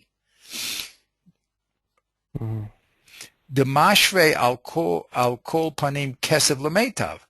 Now it's just a consequence of how he answered Reb Nachman. When he answered Reb Nachman that subin is given b'delesle kesef and meitav, so he understood Reb Nachman that meant kesef is equal to. In other words, kesef is not knocked down one step. It's only the subin is knocked down. But that was mamela. In other words, his first statement was kesef and meitav and not subin. Nachman said not at all. He says no, subin is given b'delesle. Now Reb Nachman understood once he said subin is b'delesle and kesef was equal to meitav. Of course, the pasuk has to be split into two. And the mafarish and the ribui are two different levels. But that was mamela. But if you want to answer me, why did he start off that way? Because he was saying a big chiddush that he was saying not subin. That was his chiddush. You can't use subin, like Reb Papa said. Don't think that subin is equal to kesef and meitav. It's not. So his chiddush was not to say that kesef is equal to meitav. That wasn't his chiddush. His chiddush is you can't use subin. You can only use kesef and meitav. Then Reb Nachman said, well, you can't use subin. There's a pasuk. He says that's b'delesle. Now Reb Nachman understood that there's a split. Since now he worked backwards and said, well, wait a minute. It's only subin that's b'delesle and kesef not. So I understood that there's a split between kesef, which is equal to meitav, and subin, which is b'delesle. But I have a chiddush in his first statement. That's what the Nachman wanted to do. He wanted to produce a chiddush in Reb Nachman's first statement. The answer is, he meant you cannot use subin like Reb Papa. That's the chiddush in the first statement. Now, Reb Nachman, he didn't finish it, but don't think I can't mean it at all. He was interrupted. He said, you can't use it at all? Come on, it says Yosef. He says, I'm going to tell you a big chiddush. That, Yosef is b'delesle. But of course, the mafarish is equal to meitav. That's you can understand. So now he says, Umeyata ain't kana fil techilas kasha. Rev Asi the Oma Kasafim Harika Karka is Sporish Kaparish Rashi. And now it works out very nice. Rev Asi was the one that says Kasafim is like Karka. And that's how Rashi said. V'haina mishum the svarale al kocha b'shinui the yashiv karev huna the myra b'delesle. And Rev Asi, when he said Kasafim Harika Karka, he understood, he agreed with Rev Huna that it's only Subin that goes down one step, but the Kesef stays that way. Ubichte shalo nita loma degam ika kro, the Kesef nami myra b'delesle, lekach komar de eno kain, right? Kasafim Harika Kesef. So that's how he wants to learn also. And he wanted, why did he say Kasafim Harika Kesef? It's only Kasafim that's like Kesef, again, to the Diuk, and not Subin. His Kiddush... Yeah. Is he saying that Rav Asi learned this from Rav Huna? Is he following Rav Huna on this? Or he's following him. He's agreeing with him. He's following him. He's agreeing with him. Okay. But look how he learns Kasafim Harika Karka. He learns Rak Kasafim Harika Karka. He learns. Right. We were learning at Lagufe that Kesef is equal to Karka. He said, no, that's not what he meant. He said it's only Kesef is like Karka. Okay, that's what he says. The Elo Sobakarim. Yeah, go ahead. Yeah. So it seems then that what Rav Huna did, the Chiddush, this great Chiddush of Rav Huna, was to be able to articulate the answer to Abaya's question in terms of Rav Papa. That's the Chiddush. Of course, he was addressing Abaya's question, but the Chiddush was to be able to use Rav Papa in his answer. Right. To say not the answer of Rav Papa. Exactly. Right. Okay. Right. Don't say the answer of Rav Papa. Because the answer, I disagree. Because he could have said he didn't need Rav Papa. He didn't need to give the answer in terms of Rav Papa. He could have given it directly. Right. So the Chiddush has to be that he used Rav Papa. He used the language of Rav Papa to answer Abaya's question. Right. So I only have a little bit of a problem in this. I mean, they say that you don't learn the Gemara historically, although we did have Basroy and all these things. The only problem is Rav Huna didn't live in the time of Rav Papa. Rav Papa is a late Amara and Rav Huna is an early Amara. So I think what it means is that he's fighting that svara. In other words, that's that possibility, because there's two possibilities. You can either explain mefarish that all three things are equal, right, or you can say not so. Okay, but that was a possibility. In other words, you can end up with saying a svara of Reb Papa. It doesn't have to be that he said it or he didn't say it. I mean, and that svara is around. So he wants to say, don't go to that conclusion. That's the wrong place to go. Don't equate Subin with, because you have a kasha, right? Because here, I wrote it here. If Kesef is equal to Karka and Metalton is equal to Kesef, then Karka is equal to Metalton. That's a kasha. So don't try to explain that difficulty. And to say, no, there's no, Karka could equal to Metalton. As we said, because what Metalton loses in its undesirability as an object, it gains by its mobility, and you can get your money back. And what Karka loses by its undesirable ability as its immovability, it gains with the Meitav. So you could, that's what Reb Papa said. Each one has a plus and a minus, and they balance each other out. So Kesef and Karka and Metalton are all equal because they all balance each other out. So Rav Huna says, no, don't say that. You know, I mean, that's very far-fetched. And really, the Nizak would always like Metalton over Subin, even because the point is not, to run around and get your money. The point is, what object would he like? And he would like land better than Subin. That's it. We're not talking about translating it into money. And so Rav Huna's coming along and says, forget about that. Don't make an equation between Subin and the other two. It's Okek of Karka, not Subin. Subin is out. It definitely cannot be used on that level. So then Reb Nachman asks him, what do you mean it's out? It got to be it. He says, I mean B'del Esley.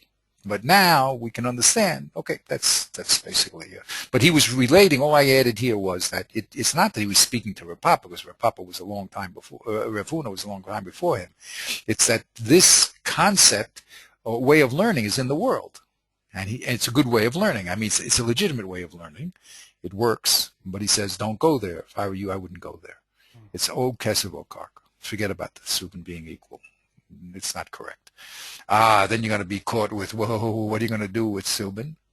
It's, that's B'delesle. B'delesle, so then Kesev should also be B'delesle.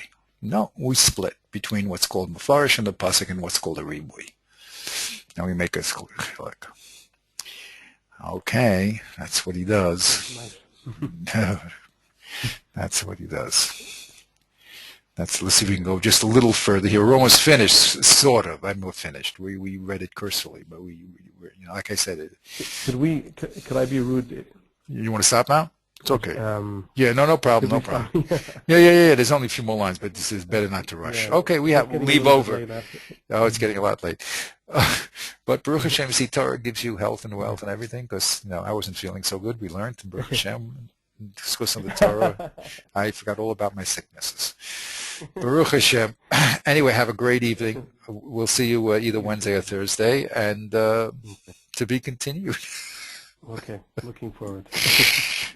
Okay. All right, ready. Okay, Zagazint. Oh, was there any movement? Was there any movement with Weiss, or not happening? Not yet. I'm going to call him back, but I'm just actually working on the other front now, waiting for Yeshua to get back to me about. That's good. Good.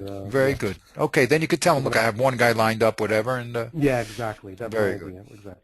Excellent. Okay, have a bracha, tzlach, and a good night's sleep. Call too. Thank you. You too. Call too.